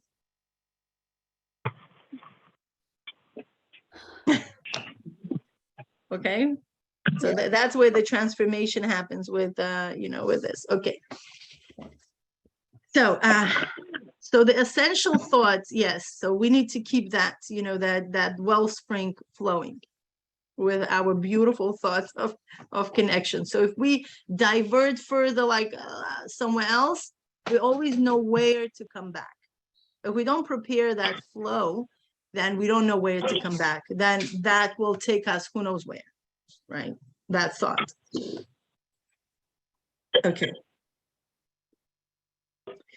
Okay. Right, that the essence of the machshava for good, which is bitachon, is going to actually cause the good things, right, in the good and revealed way. Now we really need a lot of explanation here with our previous issues. Chavas habitachon shenitztavinu aleya, that the obligation, and Rebbe calls it an obligation, it's not a choice, right? It's one of the mitzvahs, and we are obligated to keep those mitzvahs. Shenitztavinu aleya eina rak prat. It's not only the detail, but totzah b'derech mimele, and an automatic extraction from the Emuna. Shakol b'dei shamayim. Right? So the Rebbe says it's no. If we think bitachon as how that word is like what flows out of Emuna, that's not what it is. Bitachon is a separate track. It's not, one after the other. Bitachon is a separate track. What's Emuna says? Shakol b'dei shamayim. That everything is in the hands of the heaven. V'akadosh baruch hu chanon v'rachum, and Hashem is graceful and merciful. She'ein tzarech l'chiyuv miyuchad al zeh. That truly, there's nothing special going on with Emuna levels. Elachova, but the obligation who avoida bifnei atzma. So you see, Emuna is a passive state. Emuna is a state of receivership. Emuna is like, whatever comes my way, I know it's coming from Hashem, and I graciously will accept it with obedience. That's Emuna. Emuna is a passive state. Now, Bitachon is not a passive state. Bitachon is avoida bifnei atzma. It's avoida on its own. Shemahusa v'gedra, that her essence and her criteria, Shaha'adam yismach v'yishan ala kadosh baruch hu, that a person is actually puts him like yismach, right? He's Saratova, how will you translate it, yismach?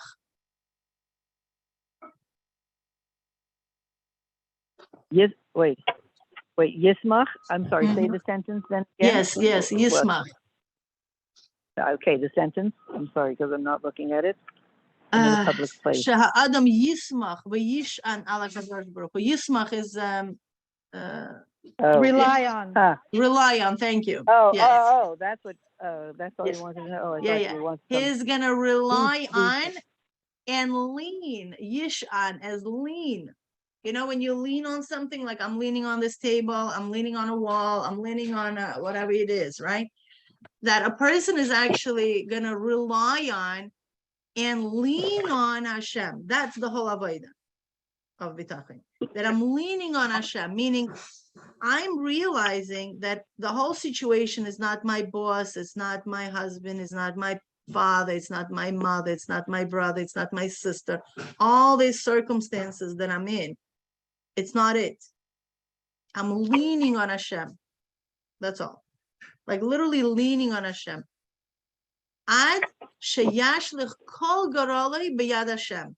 He's doing it to the point where he puts all his lot, everything, in the hands of Hashem. Like I don't have any connection. Meaning I'm leaning. in my core. That's where Hashem lies, right? Hashem is not up there because we can't lean on Shemayim, right? Even though we really would like to, right? We can't be like leaning on Shemayim. We can't even touch it. Hashem is not, I don't know, in cosmic experience. Hashem is not down and all these things, right? We say it, v'yadata hayom v'shavot elevavecha, right? Ki Hashem hu Elokim ein od milvadei, right? And then so v'shamayim mima'al v'alaretz mitachat ein od. Is nobody, right? Hashem is within us. Okay, so that's the only thing that a person is really embracing. And he's full lot, b'yad Hashem. Moshe Kosev hashlech al Hashem yavecha, right? And it is written in 38 in Tehillim Nun Hey, right? It's actually Pada B'Shalom, right? Hashlech al Hashem yavecha, right? Send it to Hashem, your God who loves you. Ve'ein lo shum mish'an, and he doesn't have any mish'an. I'm gonna find that word for you because that's a beautiful word.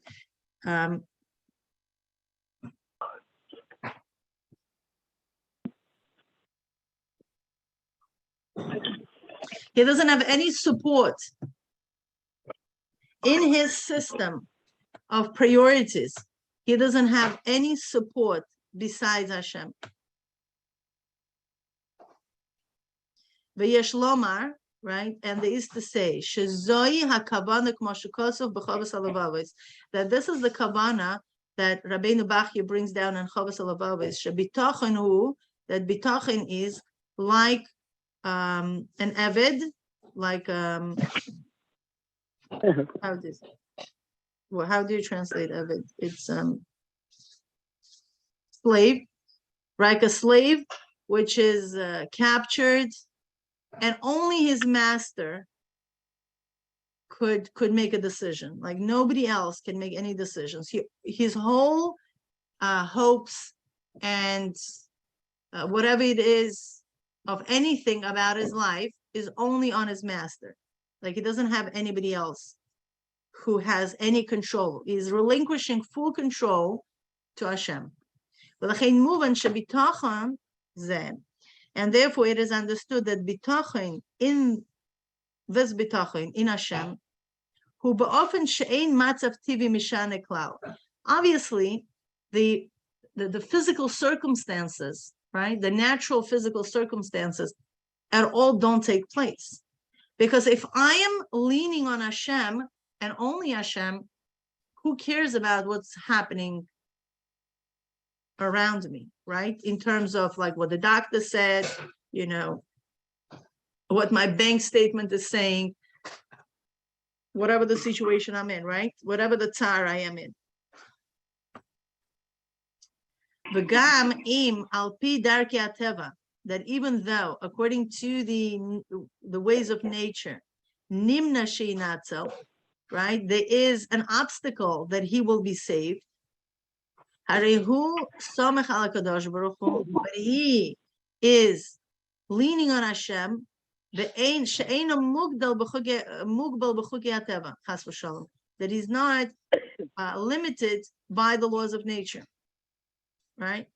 So basically what ends up happening that in Bitachon, he's establishing a reality and he's embracing only that reality of God. He's not embracing any other reality, any other narrative, right? And the narratives is a very, very big thing. What is a narrative? Narrative is the way I see situation, my interpretations, or as I don't know, somebody else's situation and their interpretation. And if I am leaning on them, then I'm taking on their narrative and their explanation of that situation. Why would I want to do that? I want to embrace a true reality, which is the reality of God. And if I am leaning only on the reality of God, and I don't have anything else as a reality, I don't accept anything but the reality of God, and I'm looking from Das Elyon perspective, right? Where there is no world, and Hashem is above the world, and Hashem could do anything and anything possible for me, And Hashem is fully invested in creating me every single second. This is the avodah of bitachon. That's the foundation of bitachon. And therefore, whenever a person does this type of avodah,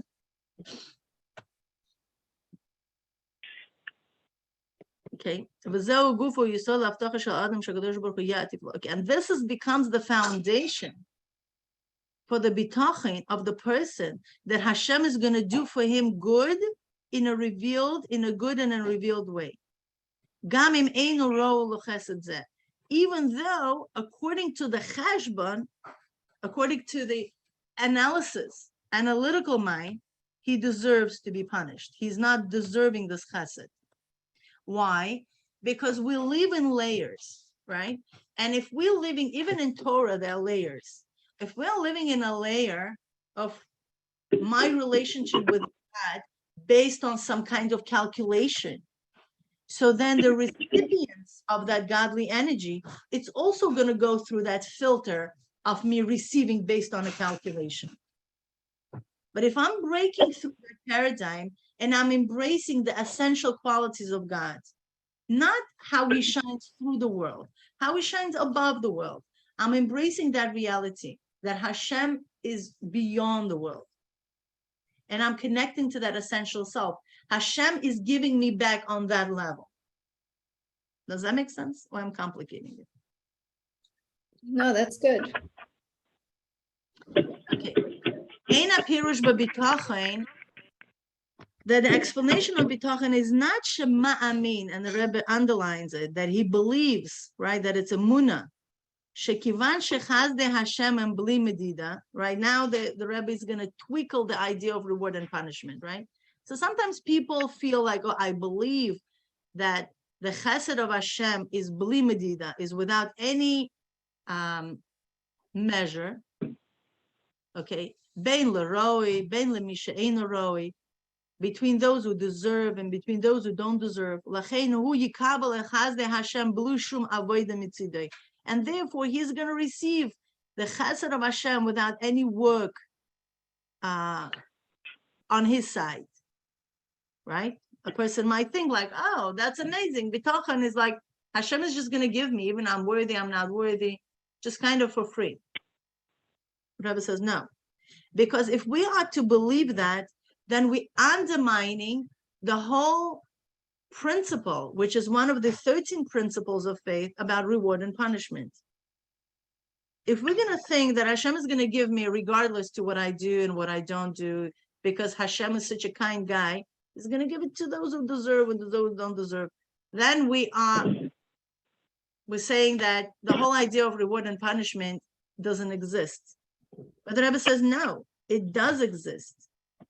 By a person is actually elevating himself to the place of that essential connection with Hashem. That's going to be his reward for elevating himself to that state of being. Because that's not an easy task. Let's try to bring it down. A person is sick, chas v'shalom, right? A person is, I don't know, like all his scans, everything came out terrible. That's it. It's like, I'm giving you a full month. Okay, just live with your family, say goodbye to everybody, do the best you can. I mean, many people get to this place.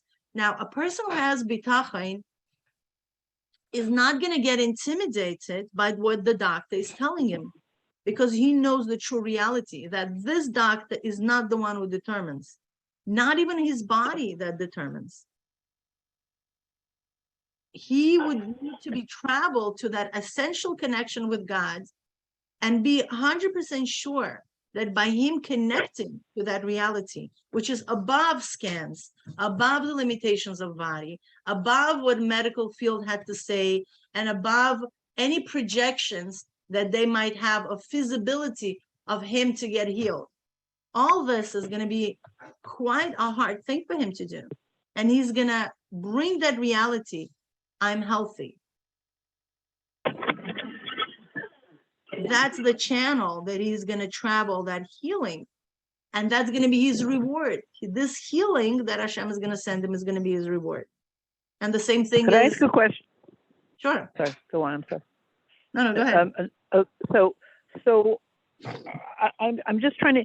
Are you sort of saying, or one could say that even let's say when a doctor gives a diagnosis, really he's not telling you that it's two things. According to the laws of nature, he's really giving you a pretty good educated estimate, but he's never telling you, like, he's making it seem like this is 100%, whereas it's really not. That's number one. And number two, anything within the laws of, I have three things. Anything within the laws of nature is always only an estimate. It's a maybe, because the laws of nature are not really as true as they pretend to be. Right? I'm thinking what the, could we say that? And number three, there are four things, I'm sorry. As we move forward in time into Yemais Mashiach, then the laws of nature become less credible. They used to be real, and they're less real every day. And the higher, Yud Kei Vav Kei becomes more real than Elohim than it used to be. Like Elohim used to really have authority to be real, and it's losing its authority from Hashem to be real. So if somebody's coming and you're saying, "Oh, you're talking to me from the world of the laws of nature and Elohim," like, big deal. You want to be in that world. You understand? I'm saying a bunch of stuff. Yeah, I agree. I mean, I'm we sorry. could say, one of the things definitely is that, we choosing on which plane we're going to be having a relationship with God. Okay, but one second. But it used to be that a normal person had a relationship with God on the level of Elohim. Like, you had to be a tzaddik to live on the level of Havaya. And today, it's becoming more mainstream. The Rebbe is saying, living on the level of Havaya is becoming more mainstream. You don't have to, it's for regular people today. Yeah, 100%. But always, we say, what is Shema Yisrael? There's a whole beautiful mimer of the Rebbe Rayat. It says, Shema Yisrael, Havaya Elokeinu. That our Elohim is Havaya, meaning our nature is Havaya. It's always been like that. It's true that right now there is more accessibility because we see that alignment between the godly worlds and this physical world more and more obvious. Because before there were blockages that we wouldn't be able to see this alignment. We would, like, okay. there's So direct relationship. then in a sense, when a doctor comes to a person, he's saying, it's like when somebody comes and says, it's going to be 110 degrees today. And you're like, what? Really? And so you look on your phone, you say, yeah, in Mexico. I'm not in Mexico. Right. etc. So they're like, oh yeah, I forgot to tell you. I'm in Canada, right? Right. So I forgot to tell you, so they make it seem like, really scary, like it's going to be 110. Oh my goodness. Oh, it's true. You're at the control board. The temperature. Like, oh, you forgot to tell me that's the temperature in Mexico. Exactly. So there is a reality that, and you could defy that reality. There's opposite defiance. It's one of the childhood conditions, right? Something, the opposite defiance, kids. Where you say, sit down, they'll stand, and how you make them to sit down by telling them to stand, so. Okay, so, by the way, one more thing, in the Sikh of Ekev, the Dvar Malchus, the Rebbe is saying the Kriyas that year, and it's the same Kriyas as this year, is Rosh Chodesh Elul is Shabbos and Sunday. So the Rebbe is saying the Hayrah for the whole year is, which one is reality for you? Shabbos or Sunday? Sunday is like, come on, the laws of nature. And Shabbos is, Ki'ilu, Yud Kei Vav Kei versus Elohim. So you want to ask yourself, because the year sort of is beginning, Rosh Chodesh Elul is going to be Shabbos and Sunday, you want to ask yourself, which one do I consider reality? Right. Shabbos or Sunday? So that's what you're saying. So if somebody Yes. comes along and they tell you all kinds of scary stuff, you say, oh yeah, that's the Sunday template. Like, I don't deal with it. Exactly. I don't do Sunday template. On a simple level, asking a simple question, who is the boss? That's the bottom line, right? Like, just like on a very simple and practical level. Somebody walks over and says, oh, this and this, oh, you acting, or this happening, this and this, therefore that would mean it would be this and that. You know, we're projecting all the time based on our previous experiences, right?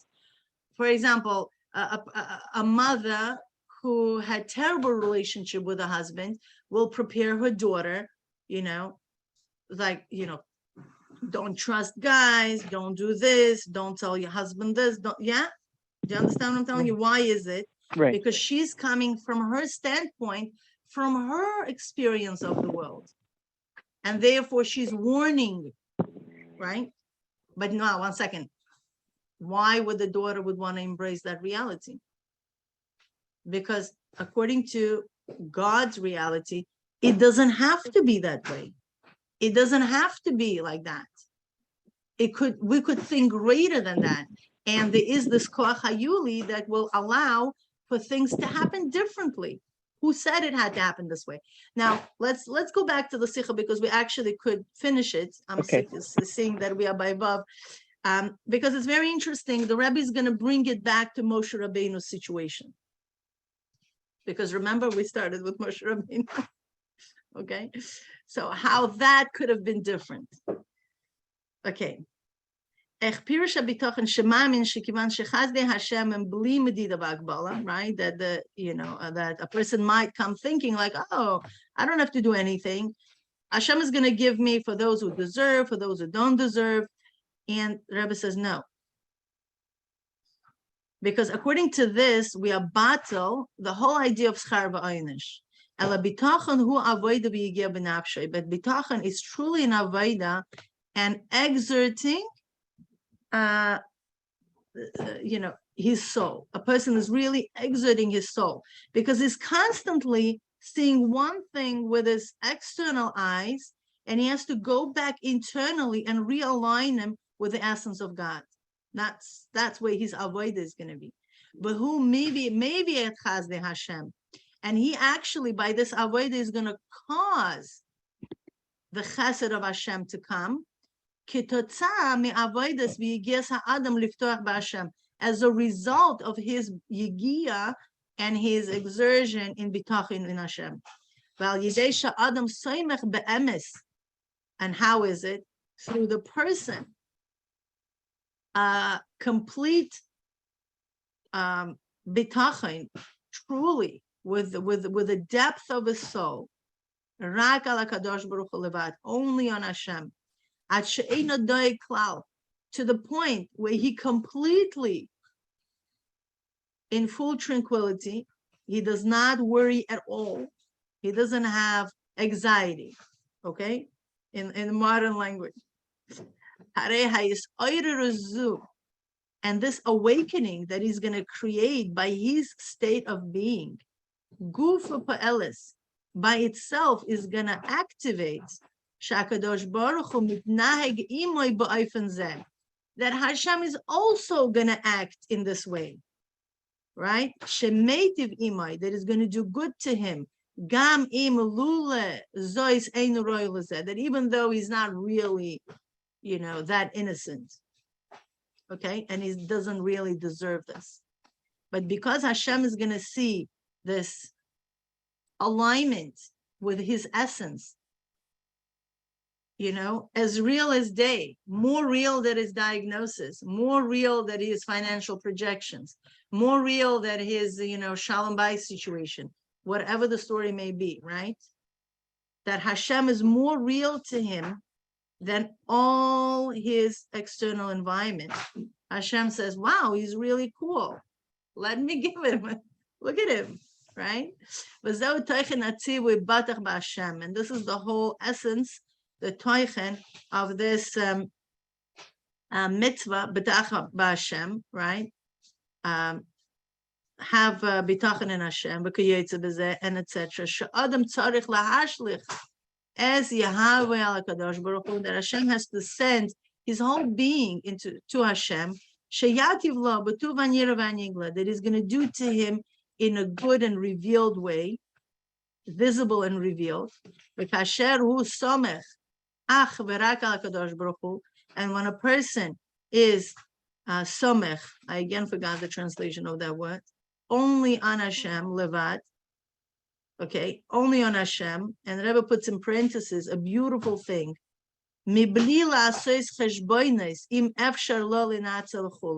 Without making calculation, right? If he's actually capable of being saved, that automatically, right, the Hashem is going to behave himself milamala from above, also without mida keneged mida. Milamala mida keneged mida, above mida keneged mida. You see the relationship?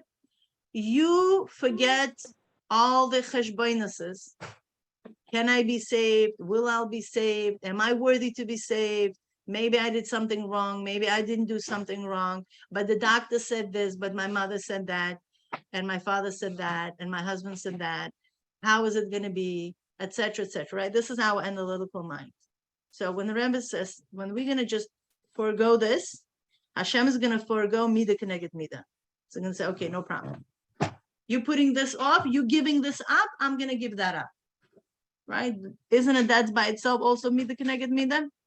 Right? Shakadosh Baruch Hu shomer alav, that Hashem is going to protect him. Umirachem alav, and he's going to have mercy on him. Gam im al pi cheshbon, although according to the cheshbon that, in Shemaim, they have all the cheshbon, right? We all know that there's a book, Ayin Roye, Oizen Shemat, and a book, right? And the sick. There, all our stuff is written and heard. We are fully observed, right? From slightest thoughts until, biggest actions, right? So Hashem is going to forget about that cheshbon as well. That even according to the cheshbon, ain't a role that he doesn't deserve. That did good. I prefer to say it in a simpler way, more like if you say to somebody, let's meet in Florida, and you come wearing your mask, they're like, we don't wear masks over here. Like, you give it up over here. So if you're going to meet me in Florida, like, how are we going to talk? We're going to have a whole conversation in the restaurant with the masks. You won't hear what I'm saying. No. In Florida, we don't wear masks. So that means if Hashem's saying, you meet me up there where I express myself as Yud Kei Vav Kei, over there I don't judge you. Over there, so just let's meet there. Over there, that judgment thing about do you deserve it doesn't There's apply. Those so sanctions don't apply. Right. So let's just meet up. Meet me up there, and then you don't have to wear a mask. You don't have to be judged. You don't have to deserve. Like over there, we don't do that stuff. Over there. How do you get there? I By want to hear that. Bitachon, by truly, Rebbe said here, by truly not. Not feeling intimidated by what people say in this world about our situations, because we have this awareness that there is God in the world, and He's the one who does it. And by me embracing the God's reality and aligning myself, and I actually heard very interesting, and identifying ourselves, right? Our generation has an issue with identity, right? I identify myself with this, I identify myself with that, right? So I identify myself with the godly awareness, and nothing else. So if anybody says other things to me, I said, okay, that's their perspective, but God's perspective is different. Oh, so we can say, oh yeah, I don't identify with Shem Elohim. I only identify as a member of the Yud Kei Vav Kei club. So with the okay, Atmos Amos, why Yud Kei Vav Kei? I identify myself as a adherent to the Atmos people, right? Okay, yeah, I get it. Okay, fine. Okay, right? And according to above, there is to say that this is the kavana which is written in our parsha. Somebody is really insisting to come into apartment. Okay, that always happens, right? Whenever you have the most amazing moments, somebody has to interrupt. Does it happen to you guys? Okay, and according to the above, there is to say that this is the kavana of what is written in our parsha. Somebody is really insisting. This is crazy.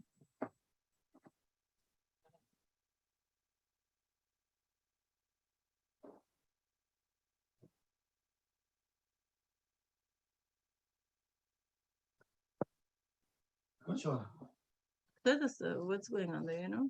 Who's ringing the bell? The delivery. Oh, delivery, okay. No problem. No, I'm not done. It's on what? Yeah. Ah.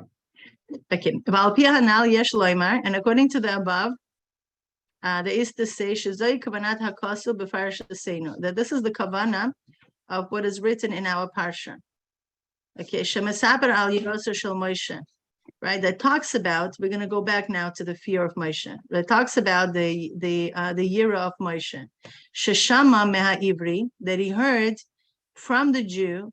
Oh, halargeni. Oh, you want to kill me? Asher haraktes a Mitzri, like you killed the Mitzri. Lahashmi'enu yisod hanal bebidas habitachin. That the whole kavanah of the Torah, bringing this whole incident, right, of Moshe Rabbeinu being afraid, to actually show us the idea of bitachon, how bitachon works. Shabitachon atzmoi hu mevi. Okay, that bitachon by itself actually causes v'goyrem liyeshuos, and causes for salvation. Meaning bitachon is the one who is creating situations in this world.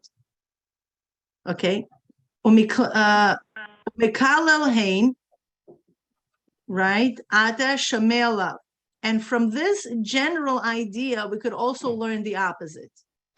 Shezeh Adam la nitzlach mitzara, that if a person of chas v'shalom is not saved from his situation, harezeh b'fnei shechasar b'bitachon shalai, is because he was missing bitachon.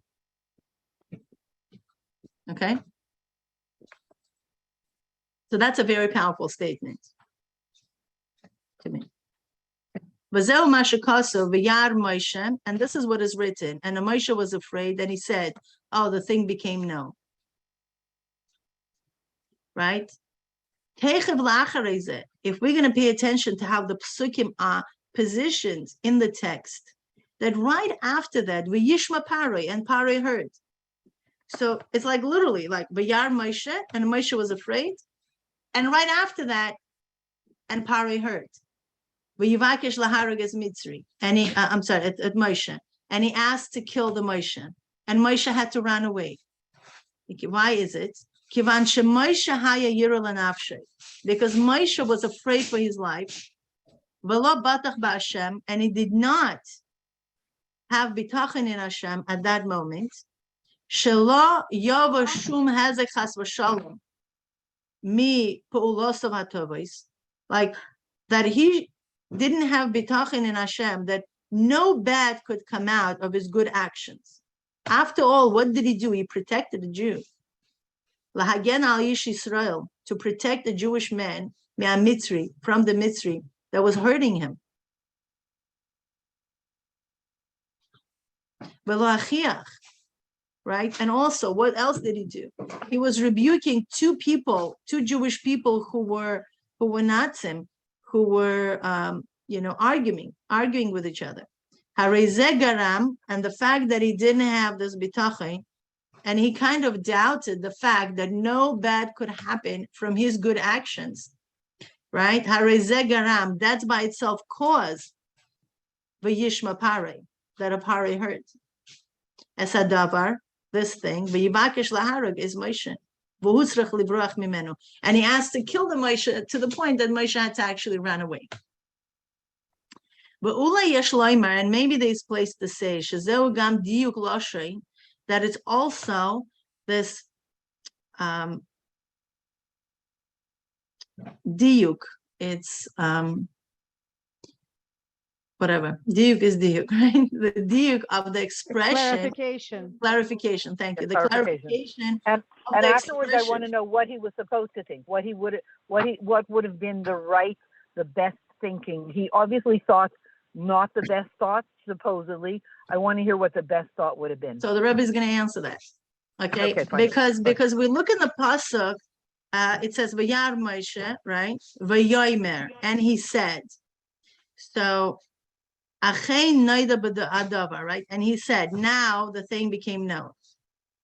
So now, not only Moshe chashav al choshev kein beliboy. Not only that Moshe Rabbeinu was thinking in his heart, elagam amar kein bedibur, but also he said that in words, right? So here's the thing. It's one thing when we're thinking bad. It's another thing when we're saying bad.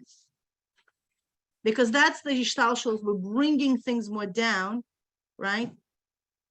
Not every thought that passes our mind, we actually say it. When it's like a really deep thought that usually comes in our mouth, right? In our speech. So not only that Moshe Rabbeinu had a fear in his heart, but he also actually said it. So that intensifies the effect.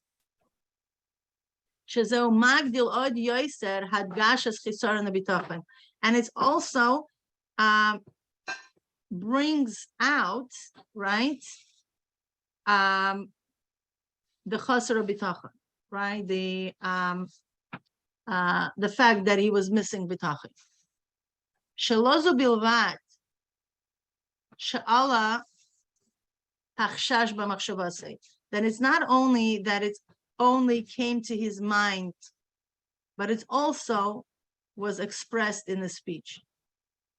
Masha'en kain, but it's not so, it wouldn't be so, that he would be having full bitachon, okay, b'Hashem, in Hashem, v'lo yadoy klal, and he would not worry at all from the situation.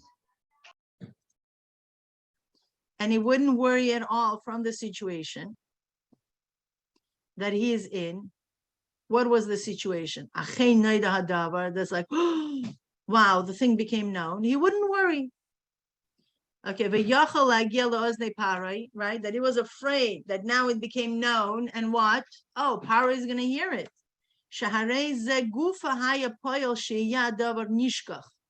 If he wouldn't think those thoughts, or you would be completely okay, so Paro is going to hear, big deal. Okay, that by itself would cause that thing will become forgotten, because there was another narrative. Okay, Hashem is going to save me from this situation. So now what could have been different? Paro wouldn't hurt, or the thing would be forgotten, or Paro could have forgiven him. There are many other ways how the situation could have been, meaning the algorithm of the situation didn't have to be like that. How it actually manifested itself for Moshe. It could have been different, right? Keeping that thought that I like, okay, so now the thing became known. No, I didn't do anything wrong. Okay, so it became known, big deal, right? But I know that there's a God in the world, and he's going to save me from this. Because this is my reality.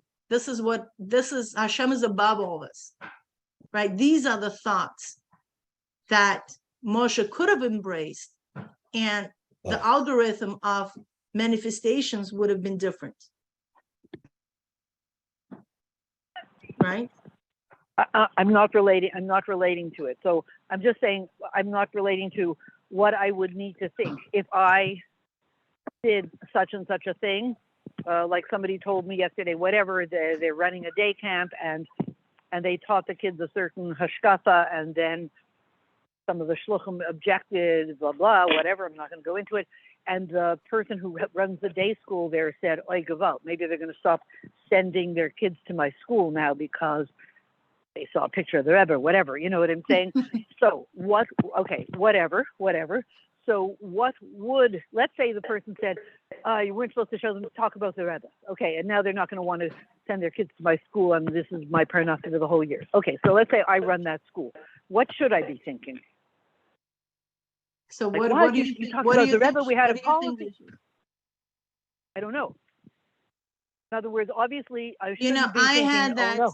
you know, yeah, I mean, listen, No, I want to hear People- what I would think. Like, I didn't, let's say if nothing. killed Okay, a things mitzvah. happen, and why would you be No, worried? nothing is no good. No, Provide no, good there's two- services. 1 second, you're doing the right Uh-uh. thing. You're teaching people about the Rebbe, about a tzaddik, and you have the Rebbe's picture, and then you just leave it up to God. Like, why would they be pulling out their children? If you have that fear, Just listen carefully. the then they will pull out The the negative, listen to me, the negative thought has a lot of passion in it. Oy vey, oy vey, oy vey, I killed the Mitzri. Paro's going to find out, and oy vey.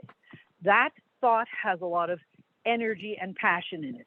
In order to counteract it, I have to have an equally powerful and passionate thought in the other direction. I can't just, okay, let it go. You can't have a 350-pound guy and then a 80-pound guy, and he's going to defeat him.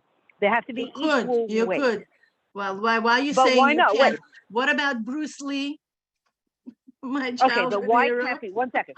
I'm attracted to the idea of if my thought, my fearful thought weighs 300 pounds, like, oy vey, what's going to be? Paro's going to find out, and he's going to Put go them after on a me. He's going to go diet. after the whole. Put 1 your second. thoughts Wait, on no, the wait. I'm going to push you to the wall. And I'm afraid because Paro's going to go after the Jewish people, God forbid, because of the negative thought. Okay, I want to know, I want to practice. What should I be thinking when I think the Al Pi Teva, if Paro finds out, which he's going to, oy vavoy, what would I want to practice thinking when the fact is I did kill the Mitzri? So what you should know I what? practice The reality, thinking? the Rebbe answered that. He has to Okay. work on his reality of God And think what? and think that God is the one who runs the world. So even though And Paro cannot was not bad here, happen to me. 1 second. And a bad, the Rebbe says here, and the bad cannot happen to me because I'm doing something good.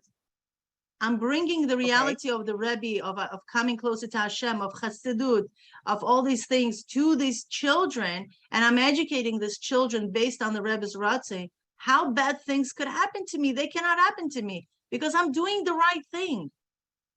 The bad cannot happen to me because I'm embracing the godly reality as is, as Hashem is above all this. Hashem is more but powerful, Mila, I'm and I'm telling you, connected it's above all helpful. this. It's helpful if we create a script of ideas. The people who do well with Bitachon, they have certain go-to thoughts that work for them. Yeah, so my And thought, I'll if- tell you the go-to thought when I had my accident, you know, and I'm like Mhm. in this excruciating pain, looking at this beautiful sky, you know. I was like, you know, whatever. First of all, I denied the reality. I denied the fact that I'm going to be like bed driven or all that. This is not me. I was like, I'm not ready for this. Sorry. You know, let's rewrite the script. At that moment, we were rewriting the script. That's it. And who has the power? I mean, who has the power to rewrite such a script? I mean, I could have been, I don't know, with concussion, you know, with broken ribs, you know, with broken spine, you know, I felt this. I felt something was really happening with my body. And I said, no, we're going to rewrite that script. And I connected to that Hashem that is powerful enough to rewrite that script after it happened. Okay. So you're saying I wasn't you thinking, could then go into, oh, shoot, I should have had better bitachon. How in the world I attracted this disaster to me and all that stuff. Probably, you know, I was thinking bad thoughts and therefore it happened to me. Whatever the story is, like, you know, my analysis could take me totally to a different place. And I said, no. okay, so we're sorry, saying I'm the not person embracing can it. find Can I themselves. intervene here? Because I think Sure. Yeah. I think that we had this discussion when we were talking about etzem of thoughts, which is what I was trying to say, is that what I hear you talking about thoughts, you're talking about the thoughts in the neocortex. I don't think the Rebbe is talking about bitachon as replacing your thoughts in your neocortex. From the river of change, we're talking about bringing those thoughts from the neocortex into a much deeper place. So now when you ask the question, like, oh, I'm having this thought of anxiety of, oh, now I'm going to lose all my parnasa, what thought can I replace it with? That's not bitachon.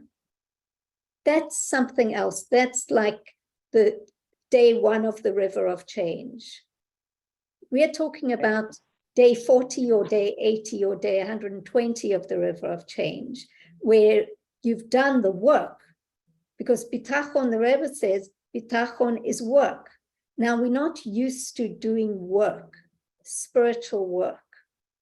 Spiritual work means, it can be many things. It can be hitbonenut. It can be to learn the Sicha 100 times, to begin to understand what bitachon is, and then you don't ask the question, what thought should I replace it with?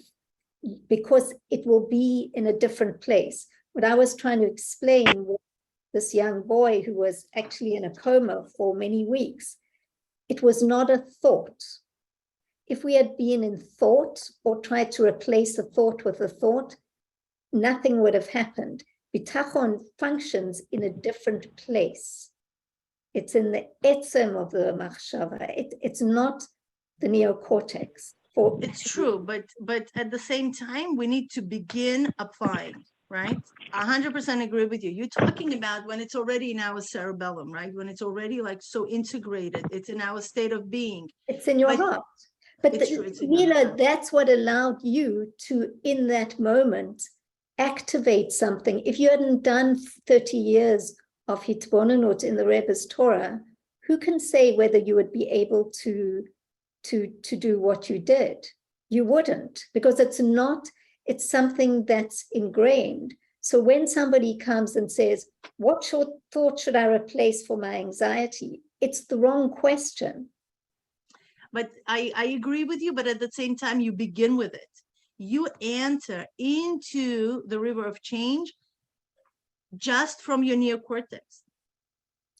Right. You're going to embrace these ideas. Yes, your outcome may not be, as you expect it to be, may or may not, because truly Hashem could buy, it says, Koneh olamo, like he buys in one split second. You could do that because, but you're hitting the right door. Do you understand what I mean? Maybe, it's not going to be as potent at the moment, but you're still hitting the right door. Right. You can't even begin this avoda without having the proper thoughts and the mindset. We're talking about more of a mindset of realizing that, Hashem is running my world. He's the one who is running it, and I'm his partner. We're doing it together. There's like this relationship. I'm telling Hashem what I need, what tuvanir vanigla for me means. That's our visions. We're just going to go giving, going to give it back to what, the story is. And this is tuvanir vanigla for me. And that communication is very important, right? Because we need to know what we need. Otherwise, it's all just becomes, stuck somewhere. And then replacing with these thoughts. We start with a replacement. Obviously, we don't have to wait for situations to arise and only then redirect our thoughts. That's the whole idea of mental rehearsals. We don't have any tsar yet. There is no tsar, but I'm still creating. It's getting into a habit of actively living my life as opposed to passively, trying to twinkle it, like being reactive, being more proactive as opposed to reactive.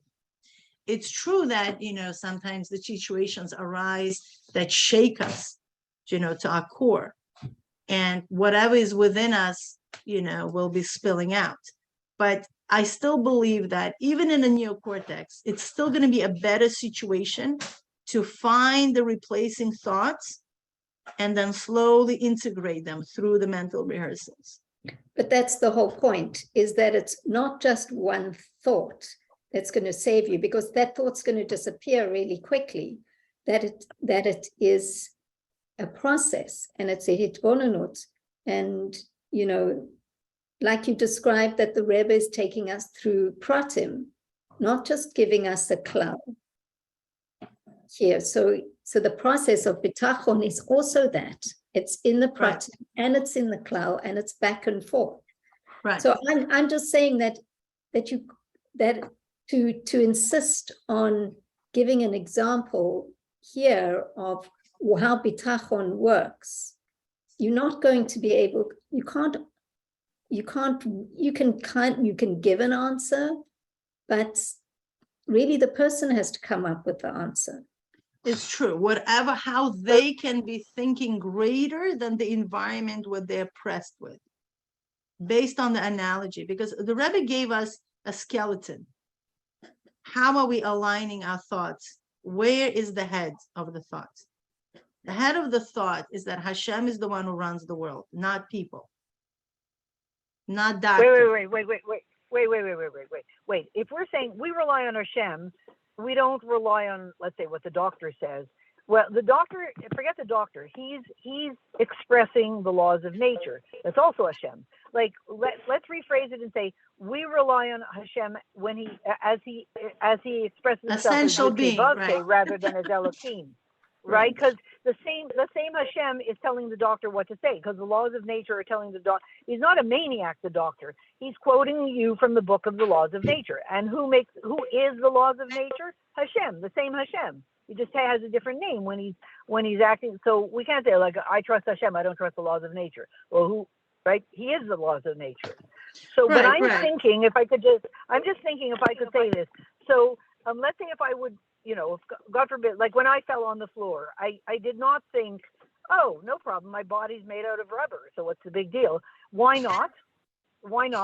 Because when there's a shock, then it's very easy to be immediately catapulted down to the laws of nature and the lowest level of the laws of nature.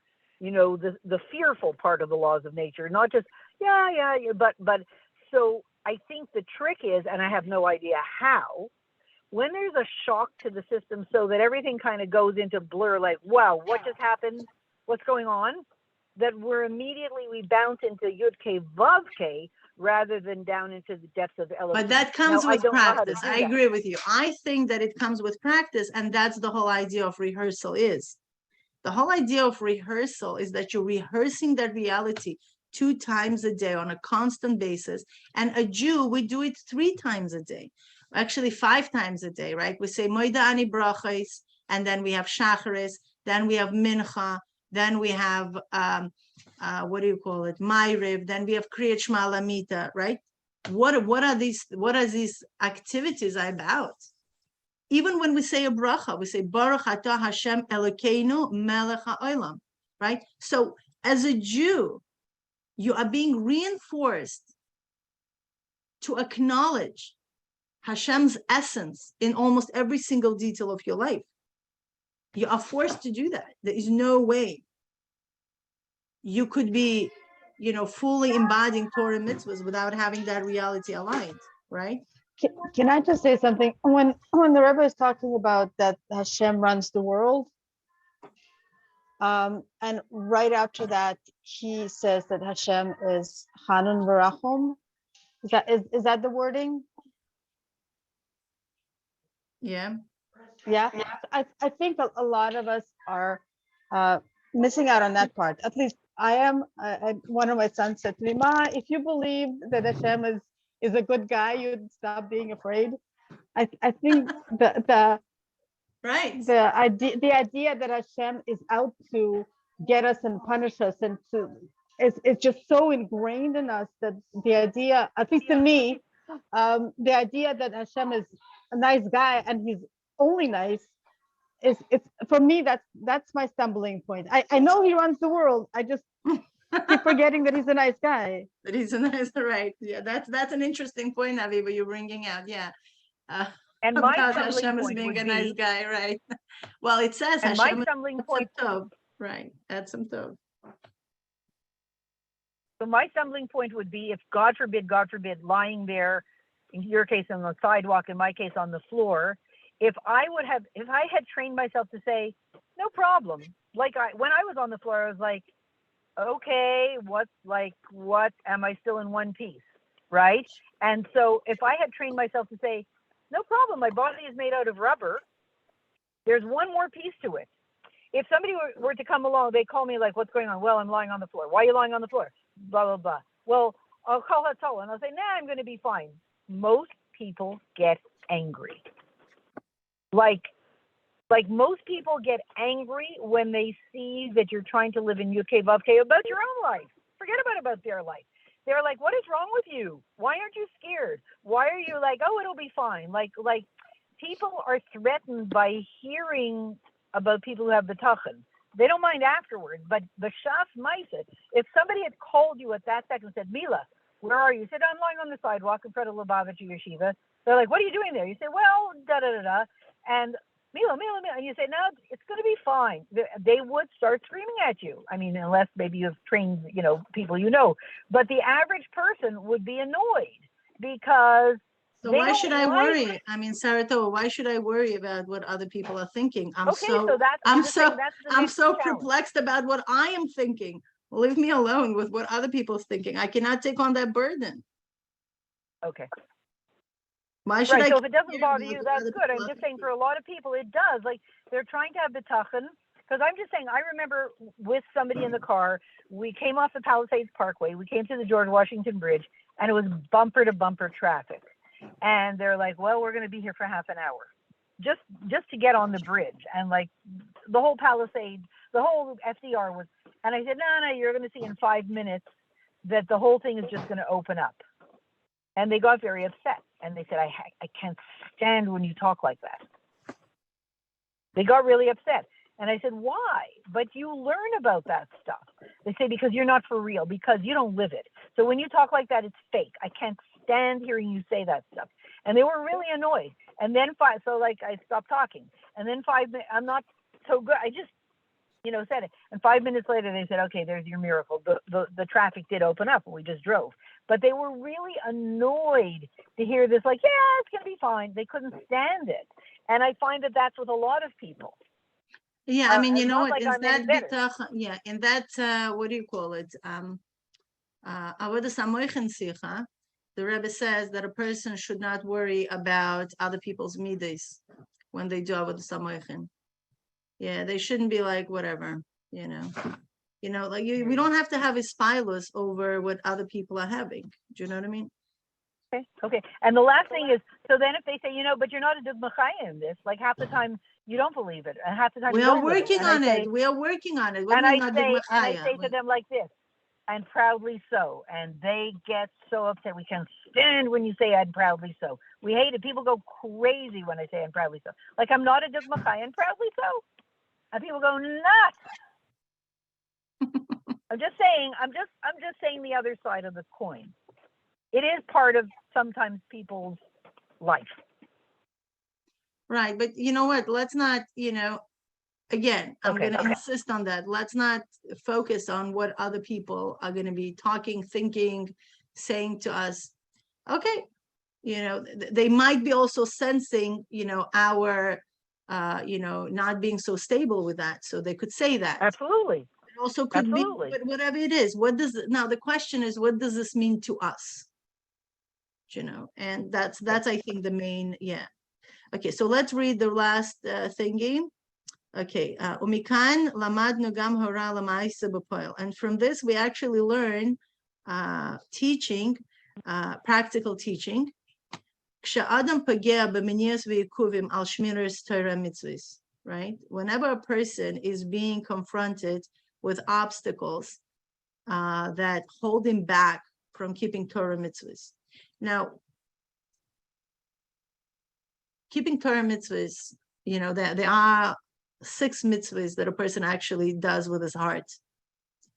So that's also practical application of it, right? Yiras Hashem, Avas Hashem, and all these things, right? They are part of the mitzvahs that we actually keep with our heart. It's not like a physical manifestations of it, meaning the physical manifestations of it is in our heart. Like learning Torah, right? A person gets smarter. That's actually affects his physical brain. So, alav ladat, right? On him, he has to know. Shebitul minias ve'ikuvim elu, right? That elimination of these obstacles, talui boy ubehanagahan gosei, right? It all depends on him and on his behavior. So the Rebbe is very clearly here empowers us. That it all depends on our avodah. The im yeshlo bitachon gomer b'Hashem, that if he has a true bitachon in Hashem, a full bitachon in Hashem. But doesn't use true. It's a full bitachon in Hashem. Shehu yisbarach yazar sheyi yetoiv, that he, blessed be he, will help him, that it will be good. Ad shehu b'menucha gemura, until he is in complete tranquility. Bli shum daga klal, without any anxiety at all. Ukamuvan, and it is understood. B'yachad imzeh, that together with this, oise kol hatalui bo b'derech hateva, he does everything which in his power, according to the laws of nature, levatel miniyas halalo, to nullify these obstacles, right? For example, if it's a disease, he goes to the doctor. If it's money, he looks for a job. Whatever the story is, right? He does something not something, everything, what he's in his power, right? Harei huftachnu tracht gut v'zayin good, as we are promised the thing good and it will be good. Shechein yiyeh b'poil, that it will be in actuality like this. Sheyivatlu kol haminiyos v'ikuvim, that all his obstacles and all his holding backs are going to be completely batel, completely nullified. V'toiv yiyeh lo b'poil mamash, and it will be good for him in the reality. V'tuv hanir v'anigla, in good and revealed blessing, a revealed way. Be'einei basar, with a physical eye, meaning it's something that we could actually observe with our physical eyes. Lemata me'asar tfachim, below 10 tfachim, meaning it's not just going to be somewhere good up in the air, in the world to come, a reward, a hidden bracha, or something like that. No, it's going to be a clear, full manifestations of that bracha right here, right now. Ubeshem she begeulas Mitzrayim ne'emar, right? And when we went out of Mitzrayim, it was said, shebeschut habitachon, that in the merit of bitachon, nig'alu Yisrael mi Mitzrayim, that the Yidden were redeemed from Mitzrayim, va'al derech zuhu begeula, and it's in the same way, in this geula, from this galus, from this last galus, shekadisa b'medrash, that it is written in the medrash, shekdai hein legeula b'schar hakivu atzmai, right? That they are actually going to be going out in the schar of the having this bitachon, right? And that it should be for us as well. That in the zechus of the bitachon shall bnei Yisrael, of all the Yidden, that it is very, very close for our redemption to come. We're going to be merited that Hashem is going to redeem us. In a true and complete redemption, should be fast in our days. Amen. So this is the Sikha. So it's a lot. It's really a lot to take. And every time, I learn it, I get very new insight, a lot of new insights. And it's intense. So now we see how it's, related to Moshe Rabbeinu. And the beautiful part of Bitachon is that it actually creates the reality.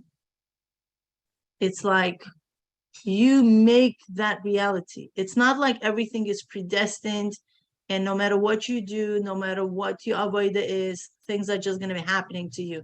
That's a very passive state. That's not what Bitachon is. Bitachon is a very active state that you are the one who is creating things in your reality. Can I ask a practical question?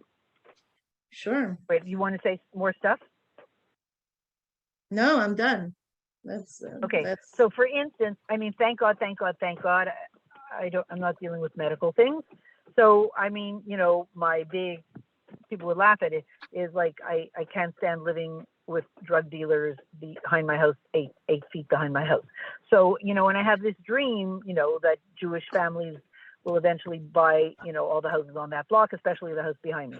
So the fact, not dream, 10 years from now, obviously, like 10 years from now, obviously that whole street will be Jewish because blah, blah, blah, blah, blah, you know, the logistics, you know, da, da, da, da, when you move into an area. So I know 10 years from now, they're not going to be there. 5 years from now, they're not going to be there. So, but they're still there now. So maybe what I have to do is form a picture in my mind of the way it's going to be 5 years from now and keep pulling from the future, that scenario from the future into the present, you know, like pull the future into the present right here, right now, just cut the space between now and 5 years from now.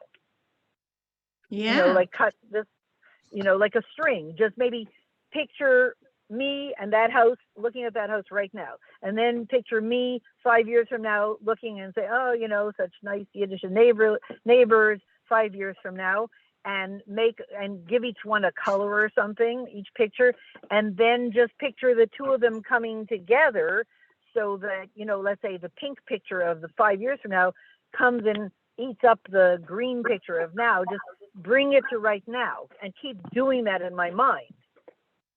Yeah, if this is so much nogea to your soul that you just must have that, yeah, you could do that.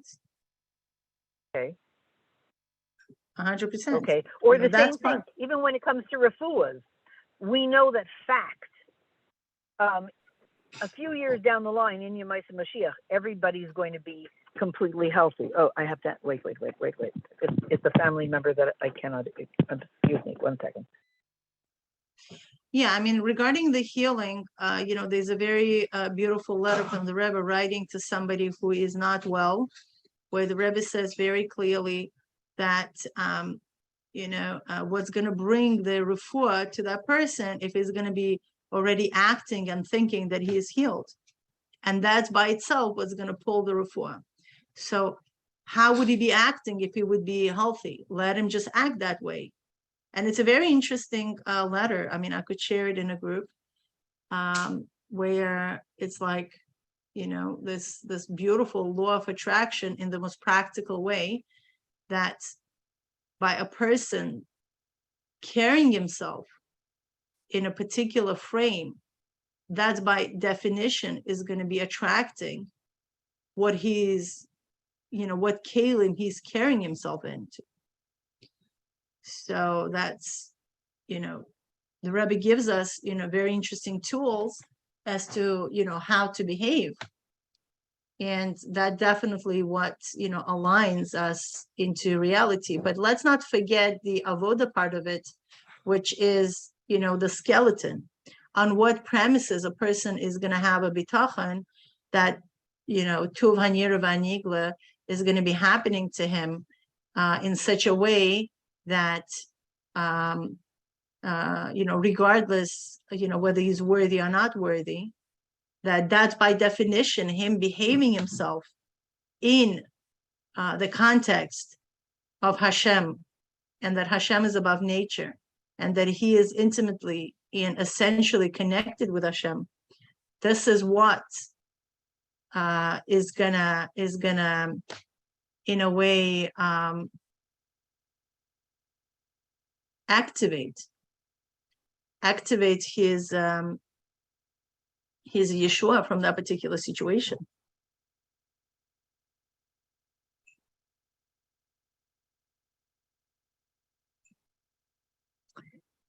Okay.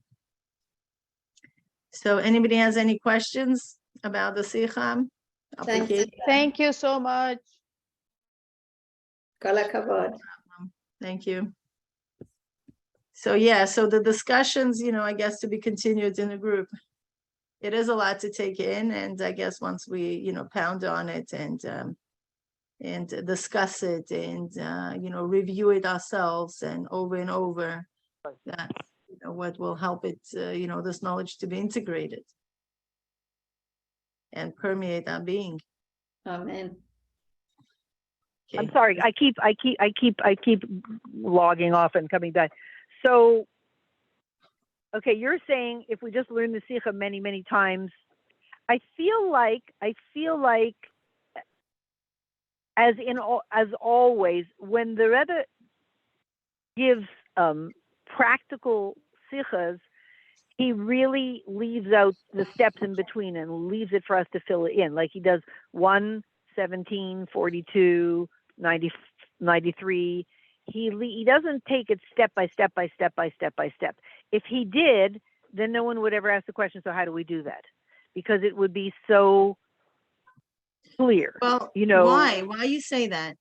Rebbe is saying this Sicha, right? And he gives a very, very clear directives as to how to achieve this level of bitachon is by creating an awareness of God. Right? That's a very practical to me, is that whenever the no, that's situations not happen, the practical to me. small That situations, is not why practical is to it the me. That is small not practical. situations happen? So but that's in the background of all the Chassidus. What is Chassidus is about? Chassidus is about bringing the awareness of God, which is the most internal awareness that the essence of our soul has, into the most external aspect of our heart, right? Lev basar chitzoni is But that Mila, our day-to-day thing. So now that's done through his bonus. I don't see any other shortcuts. Learning Chassidus and contemplating on the existence of God. Can we have a shortcut with that? No, it's a process that we need to stop resisting along the way, creating our thoughts, being responsible for our thoughts, doing the hisbon. So I guess I don't know how to do hisbon. I guess I don't know how to do hisbonenus. It's I know how to learn sichas in my marm. I don't know how to do hisbonenus. Hisbonenus is, I there understand. are few aspects of it. There's hisbonenus on the thing that we learn, right? It starts with iyun, and the first chapter of Shar Yichud really goes in depth into describing what hisbonenus is and how we can do it versus how Tzaddik does it. It's like a whole thing. And learning it with Reb Hillel, actually, they did a translation of it.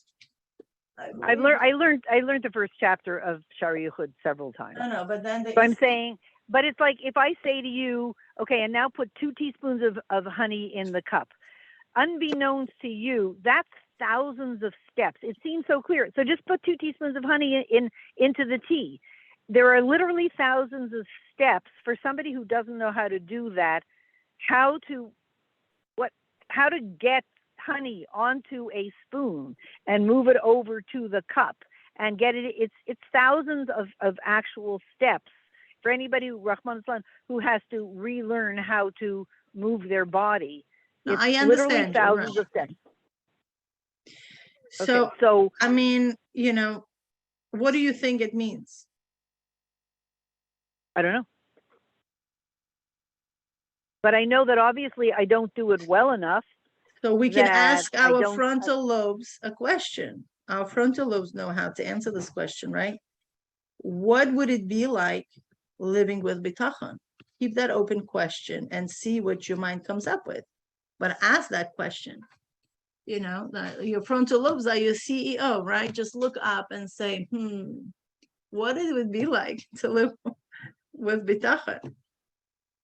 And let your mind take on that, answer that question. Because your mind is going to find the network that's based on your networks, not on my networks of experiences, because my networks are somebody else's networks are worthless to you, because you need to see it with your language. You need to see it with what you have, right? So these answers are all within you, Saratova.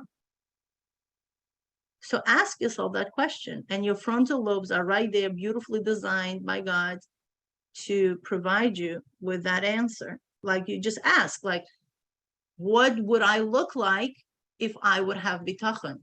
How would that manifest in my thoughts, in my actions, and how would I feel when I would have that bitachon? Okay, so I will give you one thought that was sent to me last Friday, which was that because we do create from over and over and over thinking negatively or being worried or whatever, it creates a chemical addiction to the worry or the negative thinking, right? We all know that, right?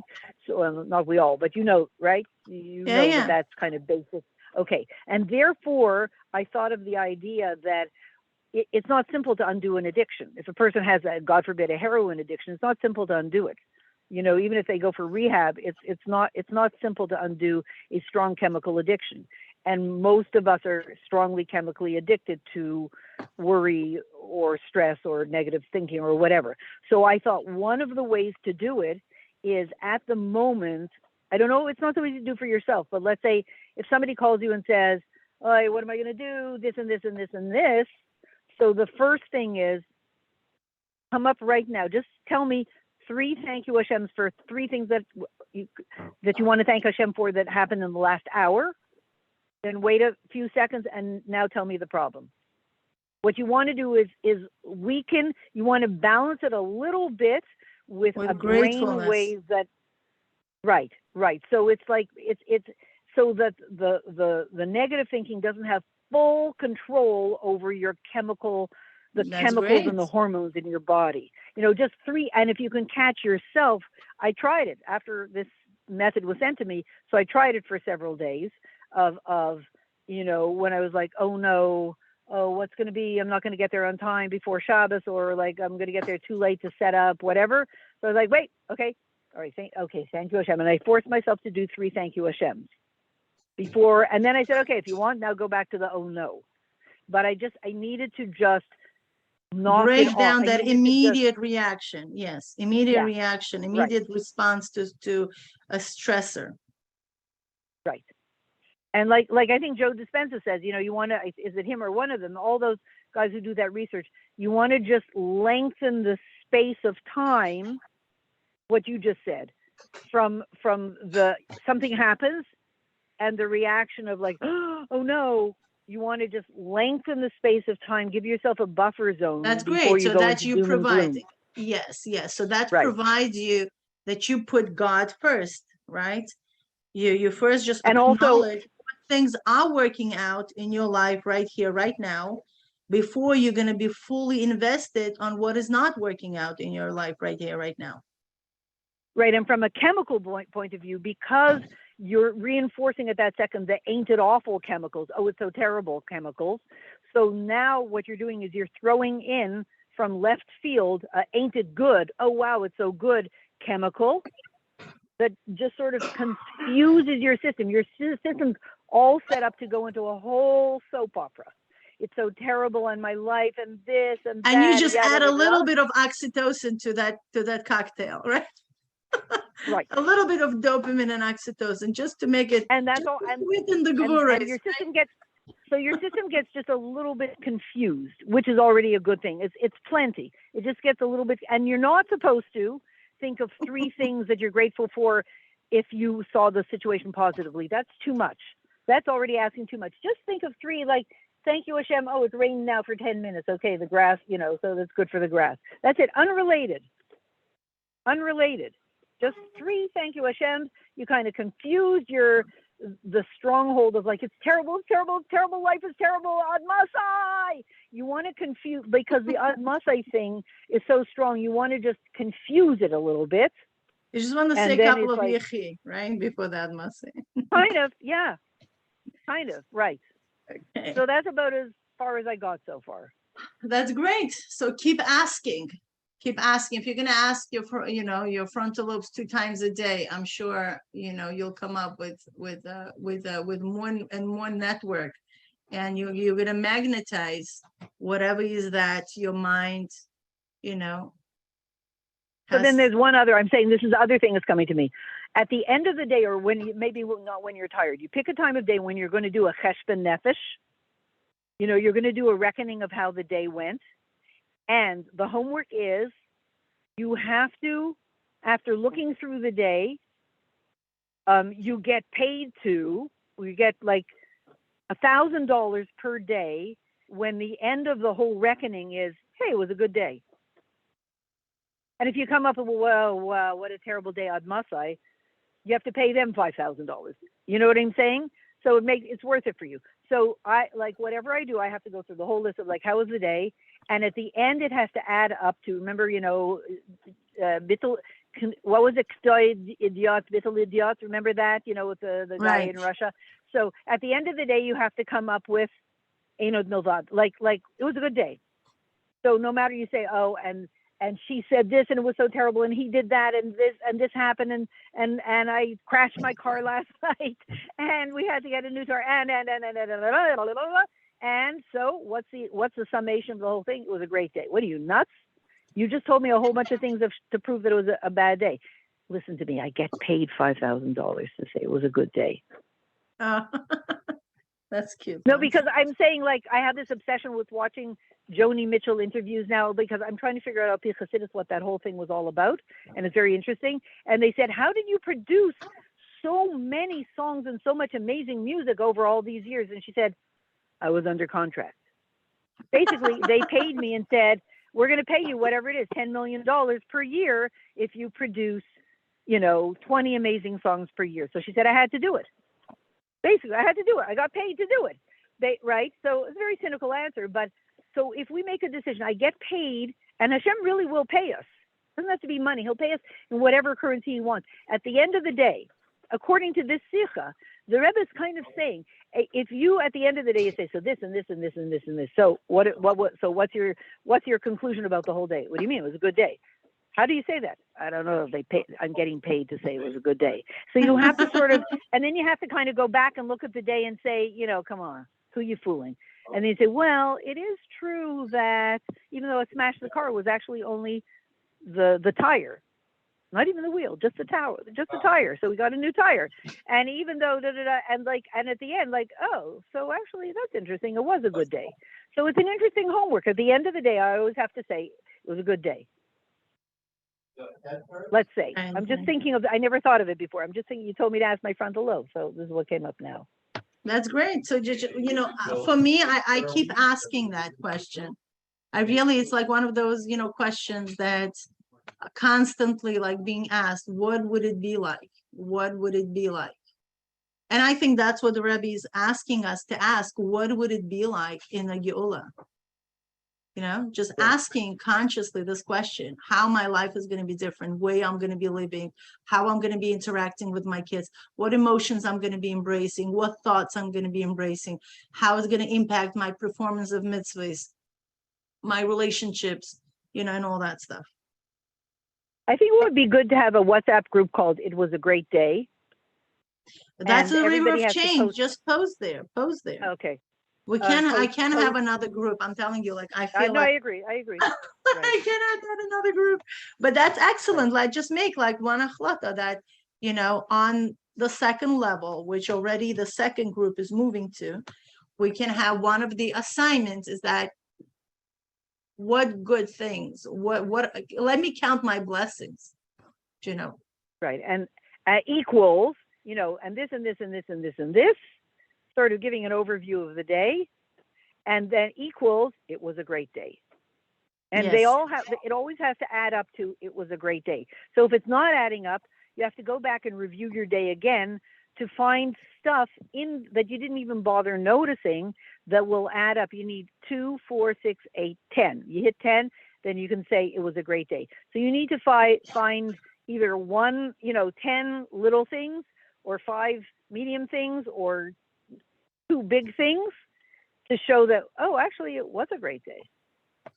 Right. Like having learned this with you today would be 4 out of 10. So then you just need 6 more points. You need 6 more points, right? Right. It's raining, so it's watering the grass. That's another 2 points. Boom. So at the end of the day, I can say, and all the other stuff, nah. And then, sorry, one more question. Can we say that all that negative stuff is real or it's not real? It's real as a shadow. Okay. Because just like when, people say, well, that person, is she from? They say, not yet. We stopped even saying, yeah, she's not from. We say not yet, meaning she's getting there, even though she hasn't done a mitzvah in 50 years, or, or something like that. So maybe it's as real as that, but literally these 2 women were about to go swimming and then it started to rain. Oh no, that's a -2. No. Right? Somehow or then pick other things. Is that real? Like, you see, they trusted Hashem. You see, Hashem, you're going to give us a great day. And it punked as the car was about to pick them up to go swimming, it started to rain. How should they reframe that?